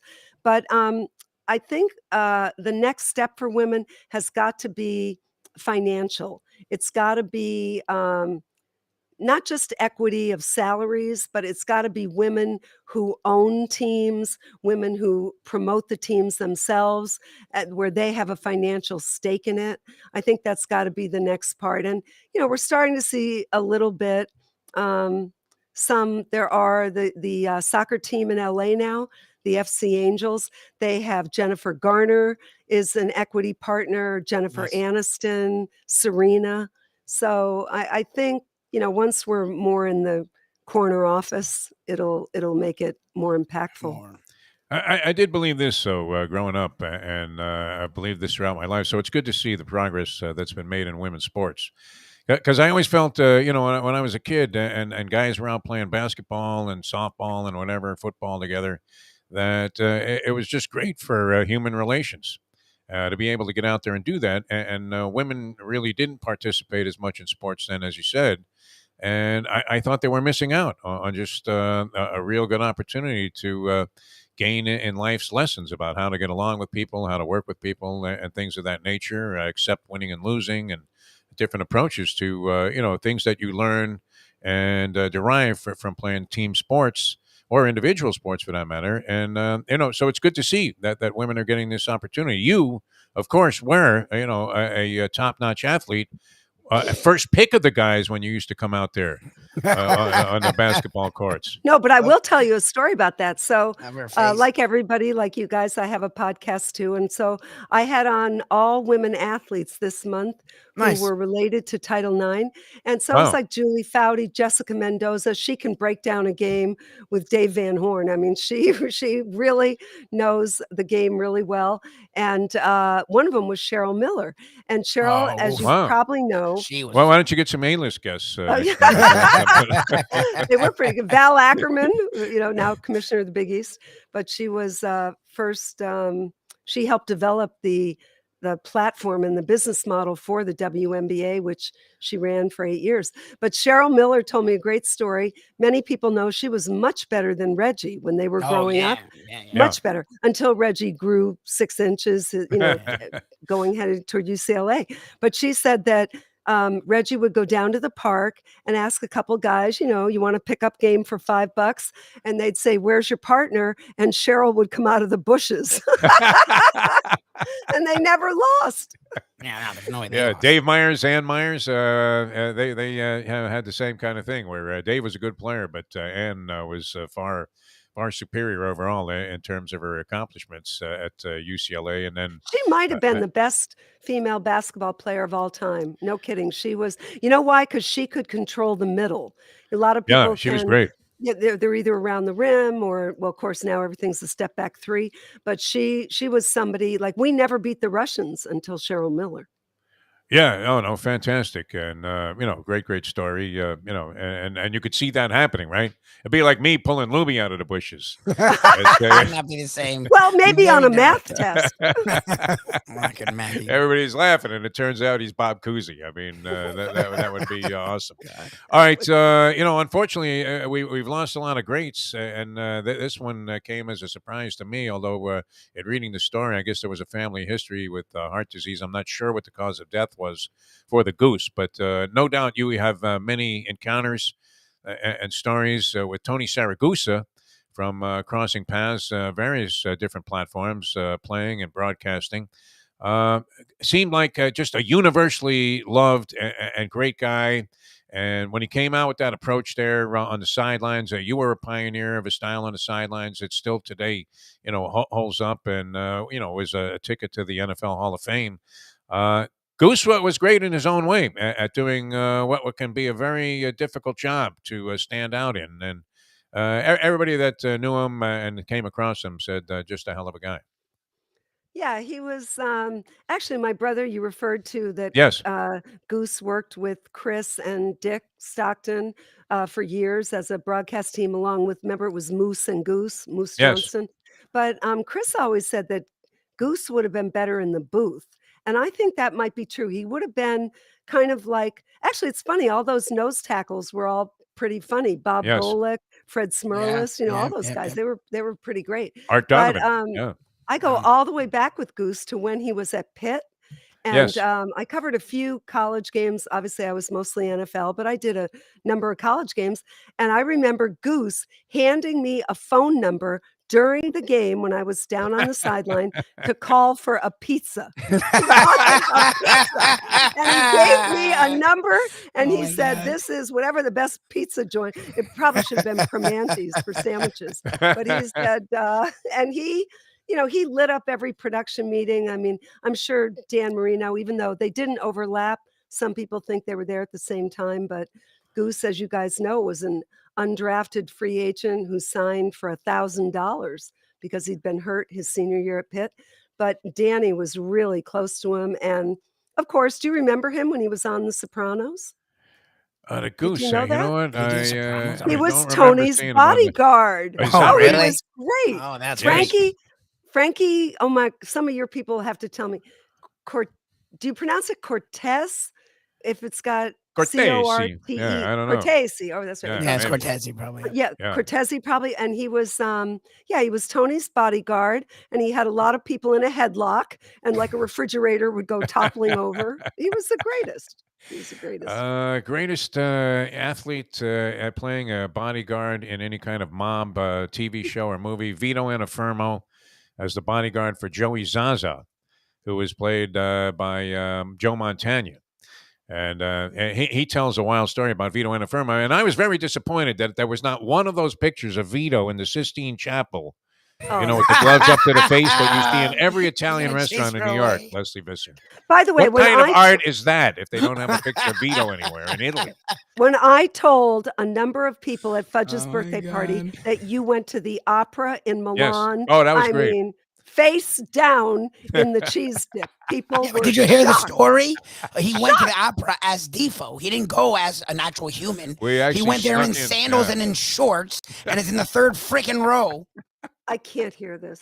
I The know. guy your escorted us father- right in, Do you know man. his father and all It the was a listeners? classy gentleman. I know. Yeah, my Defoe's father would have loved father it. wrote for Yeah. the New Yorker. I know. He would be so appalled at you. Were you like, was it like going when the Duke was in the army? Like, were you sneaking in on your belly to the Milan Opera?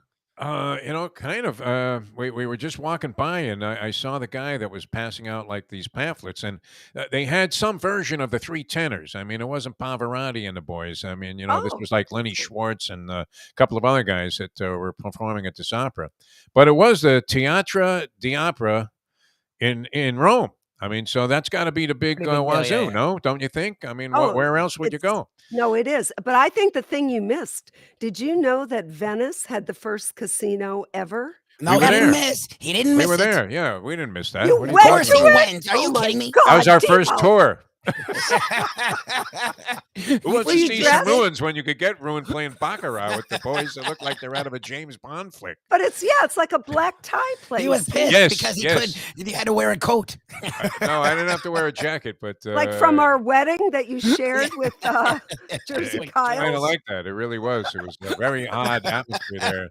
And there were more management people than there were customers and clientele, and they sort of followed us around. So at one point, the guy, very graciously, as Mustang and I walked in there, said, "Oh, you know what? There are free drinks and food in the next room over here." All right, so there were a bunch of guys watching soccer where you couldn't bet there; you had to bet on a phone app. And they're all sitting there, like, punching away on their phones while they're watching this soccer game, which I believe was the big one for whatever title was at stake there. About a month ago? Champions League. Was it Real Madrid won the thing like 1-0? Yeah. Yes, Yeah, it was they Champions beat, I believe so. So Liverpool. when that goal was scored, the place erupted, which was uncharacteristic because it was very much James Bond-esque You know what? everywhere else. I almost got to this point where you I just know. didn't drive me insane. I But know. it was designed as a palace in 1600. A beautiful place. Yeah, beautiful And place. you went there Yeah, as a and schlepper. bet on a phone app? No, I didn't bet on the phone app. I What am I can't going to do? take it. Betting No, soccer? I mean, I come know. on. I'm You're allowed to sorry. storm That's off. a It was sacrifice. enjoyable up to then. That's it. Bye. We love All right, you. we're going to have to Yeah. ask you about your experiences at Wimbledon. It's around the corner here, Oh. and the Serena comeback. I know you weren't, a real big fan of some of my comments about the physical condition that Serena was in, and I apologize for the comparison to James Lights Out Tony, but I mean she did look like she wasn't ready to play Are you singles. trying to get her to go? No, I'm not. I don't. You can't hang up on us here, can Okay, you? I mean, Wimbledon. She can. Wimbledon is. what do you think this year? I mean, what do you think? I Oh think my I can't God. decide honestly with Serena on a serious note. I don't know if she's there either because her sponsors are Yeah, pushing that's it, what you said. or Maybe is the you know, case. yeah, or she's like, she's so beloved Is it love of the there. game? I mean, do you see that in Serena Williams? Just Well, I don't flat think out she's love of the game? chasing Margaret Court Yeah. anymore. I don't think that. No, But no, she can't win this. I can't believe that she could win it. I don't think she will. Yeah. But yeah, what the heck? I mean, once Billie Jean asked Chris when Chris fell to 10th in the country, and Billie Jean said, "Do you still like to hit the ball?" And Chris said, "Yes." So she played Yeah. for a while longer. So Speaking of Chris, I mean, and you turned me on to this piece that was done by Mary Carrillo, and it was on HBO Real Sports. And you know Chris Evert very well, of course. Now, did she live there at Broken Sound also, or was she just like a frequent visitor to the tennis courts there? no, she lived kind of behind. No, not where anybody could get to where John Henry lived over Oh, in that yeah. part of Boca, Okay. which you've never been to. I assume. No, I mean, there would be No. restrictions on that, I would No. imagine. I don't think on Halloween you can Getting go by the knocking. guard gate there isn't like sneaking into the opera in Rome. Yeah, That's for no, sure. no. But she's just so brave, and I told Mary had sent me the clip of it before it ran, and I told Mary my favorite moment in there was when, remember, she got beat by her sister Jeannie, who of course passed away from the same ovarian cancer Oh, that wow. Chris is battling now. And one time she lost to Jeannie in doubles, and so Mary Carrillo asked Chris to share that, and Chris said, "Well, I didn't speak to her for 3 days." And Mary said, and Chris said, "There's another and Mary said, "You were in the same room." So My favorite Chris That's Evert great. moment ever. And, she had this great dry sense of humor, which came out She when she became an announcer and very, very good at that as well. But, and obviously a brilliant champion and competitor. And this involved another good friend of yours, great friend of yours, the great late Bud Collins. And Chris Evert had, I think, just lost a match, like a bitter, like bloodbath to Martina. And, you're thinking she's going to be so disappointed. And Bud grabs her as she's coming off the court. And she does the obligatory couple of questions with Bud very graciously. And as she's walking away, she says, "Nice pants, Bud." And he's wearing I loved it. he's wearing one of those things that looks like he ripped it off a tablecloth, somewhere in Florence. Those happen to be very expensive silks that he They would have buy that. all around the world. That's great. Could you please call me before you say anything? That would help. All right, you guys, that's enough. We Goodbye. love you. You're the I best. love you Bye. guys. Great Goodbye. being with you. Bye. Lesley Go Visser, away. ladies and gentlemen. I Right, love it. She lot didn't know how to of, do the storm off, so you kept her on for another 5 minutes. She would have cut it off way longer ago if we were when like they on the implied radio. it, Serena looked like James Lights Out Tony. No, Yeah. before then, the fact that she was trying to give you credit for not going to the casino in Venice. Lo and behold, obviously you went to the casino in Venice. I couldn't resist. It was a rainy night, and there wasn't really much else to do. And we had eaten like we were going to the chair the night before. We pulled a Mayo, who will be with us tomorrow, by the way, on the show as we do our Degenerate Friday show with also the professor and another edition of the Big Board. So a lot to look forward there tomorrow on the program. That was great having Lesley on the show. Yeah, she's the best. Yeah. And you know what? Lesley had a blast with us down there when we did the Jimmy Johnson interview. Oh, she was Jimmy spectacular. Johnson's Big Chill. Yeah. She's spectacular. Well, what a great time we had there. Can't wait to go back. Tommy Fox, I hope, you're listening, Tommy, or watching. And John Kajemi putting that together and working on getting back down there again, as we've been saying for a while. But this will be a lot of fun. Very entertaining. Jimmy's got a book coming out, so he needs to maybe pump that a little bit. So added incentive there. And maybe we can get Dave Hyde, who's going to co-author. Yeah, if we can get them both come down, that'd be great. Would be an awesome time and make for some great programming as well. And, be happy to bring that to you here on South Florida Live. But and Mayo's got to come, too, because he has to do his thing where that's not going to be easy for him to eat a slice of that Italian fisherman pizza while talking. That thing is loaded, my friends. I know. This ain't a couple of mushrooms and you're going, hey, could you spare the pepperoni, Lou, huh? It's not like that over there at Jimmy Johnson's Big Chill. Food's great. Atmosphere tremendous. Larry Calvano, the owner there. I mean, you could tell the guy's just got a great spirit. And you know that Jimmy's all about winning and all about being a first-class individual there and doing things with a lot of enthusiasm and making people happy. That's what Jimmy Johnson's all about right now. Jimmy Johnson's Big Chill. Great place. Great destination in the Keys. That's mile marker 104. The Overseas Highway in Key Largo. And if you're looking for a place to stop in for a quick bite or a place where you can stay all day and just relax or even overnight, Jimmy Johnson's Big Chill at jimmyjohnsonsbigchill.com. All right, we're going to come right back and close things out. Great time being with you here. Thanks to Lesley Visser for joining us. Always classes up the programming here on South Florida Live. Dave Gurgly, a great job with the Hialeah Park Trivia Challenge. And we'll be back with more in a moment to wrap things up. Now that. The time! It's 8:56. Ponies in Style at Champions, the outstanding simulcasting room at beautiful Hialeah Park. Yes, the grand old lady of thoroughbred racing has never been more vibrant, and you can wager on the races from the top tracks around the country while enjoying a cocktail at the Brass Rail Bar or any of the fine food served throughout the facility. If poker is your game, you're covered in Style, and you can play all your favorite Vegas-style games, including blackjack, craps, and roulette, in Hialeah Park's sizzling hot casino.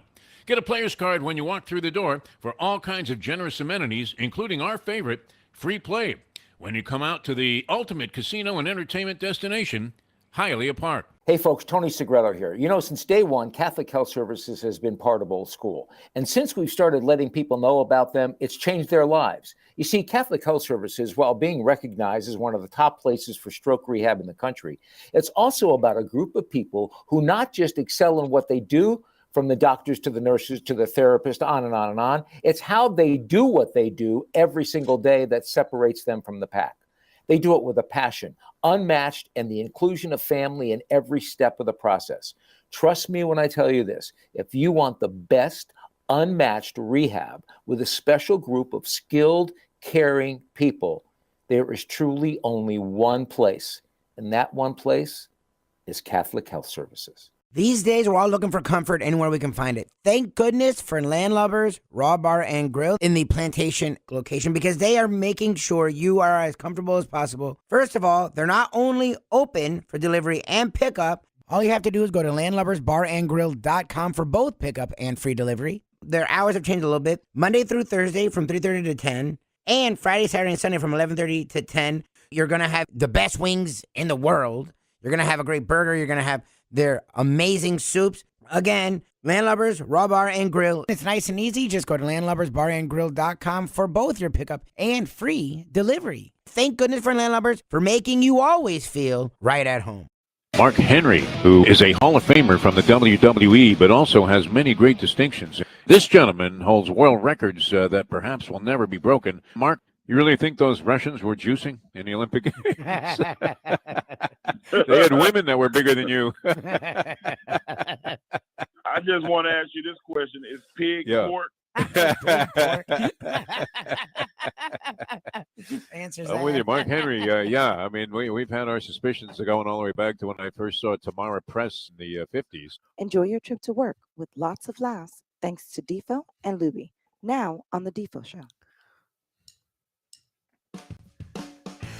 All right, this one seemed to go by very quickly, Mike Lubie. Perhaps because we were having a great time. Once again, great. Thanks to Lesley Yes, Visser Mama. for joining us here on the show. And check out her podcast, yeah. In Conversation. Wow. We have fun with our guests. As you can tell, she gets a different crop. And, of course, she's one of the original great conversationalists and interviewers of all time. So it's just the combination of that, you can't beat it. In Conversation. How about an organized theme to a series of shows, too? Yeah, but who wants that? When have we ever been driven in that direction? We don't know what we're doing in the next minute here. We got the after hours thing coming up. What the hell are we going to do on that? I don't know. That was a pretty illustrious guest list there, right? Love it.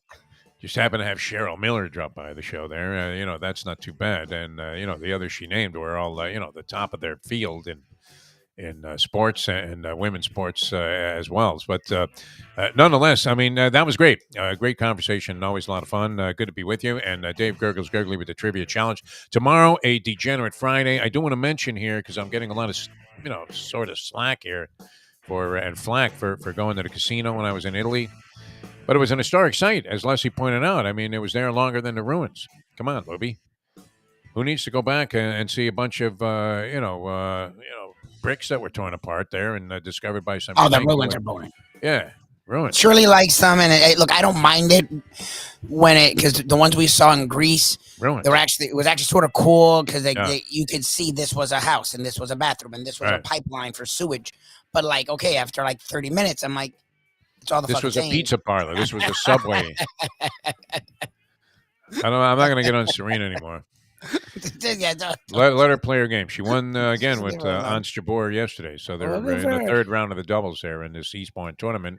And she did come on. I mean, saw flashes of the old Serena in that first round match, but I don't think she can, cover the court like she used to in singles anymore. No, I really don't believe it. Yeah. And the drop shot, I mean, that's going to be a killer, man. If Serena, it's going to be an Amani Stratton story. I really believe that. Where the manager comes out and looks, I mean, just absolutely despondent and says to his players, I hate to do this, but bunt on him. Right? Poor guy's got a wooden freaking leg. Give him a break. But in response to the people who were appalled by the fact that I went to a casino when I was in Venice, a lot of euros went up in smoke. So perhaps there's more to the religiosity of the country of Italy than I would care to think. Having, as I said, I mean, abused the poor person that was doing the, tour of the Sistine Chapel and asking if she would compare Earl Scheib favorably with Michelangelo. That's still my favorite. I didn't care about the casino or even the ludicrous way you got into an opera. The Earl Scheib thing in the middle, since I was just at the Sistine Chapel, I can't even imagine. They're both painters. They both had paint. Great success with paint. Shibe in 1995. Say that to Visser Mama. She would have left in the first. Oh no, I didn't want to go there.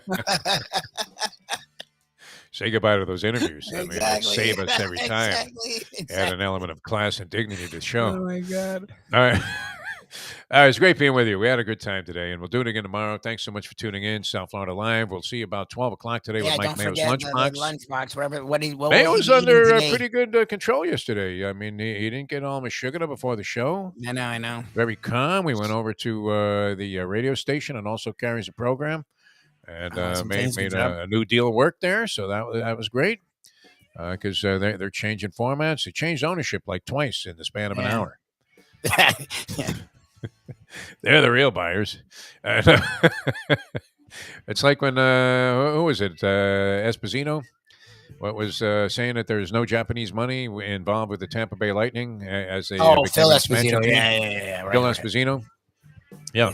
I was at that press conference in Groundbreaking, and they're asking him, "Hey, Phil, the Japanese involved in this thing?" I don't know what the big concern was. I don't know where we were at odds with Japan there. I'm not sure, but there was some reason that people thought that this was almost like the Saudi tour.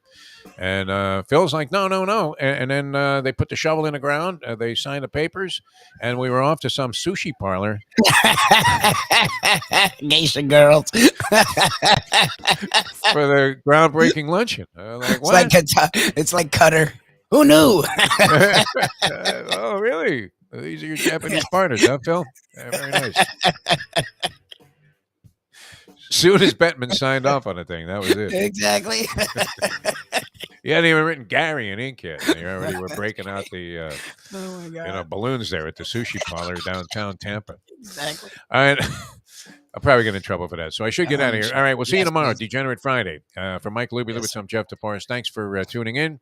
And we'll see you next time as we leave you know that. The time. It's 9:04. Let's go to eat a damn snack. Look what they done to my soul.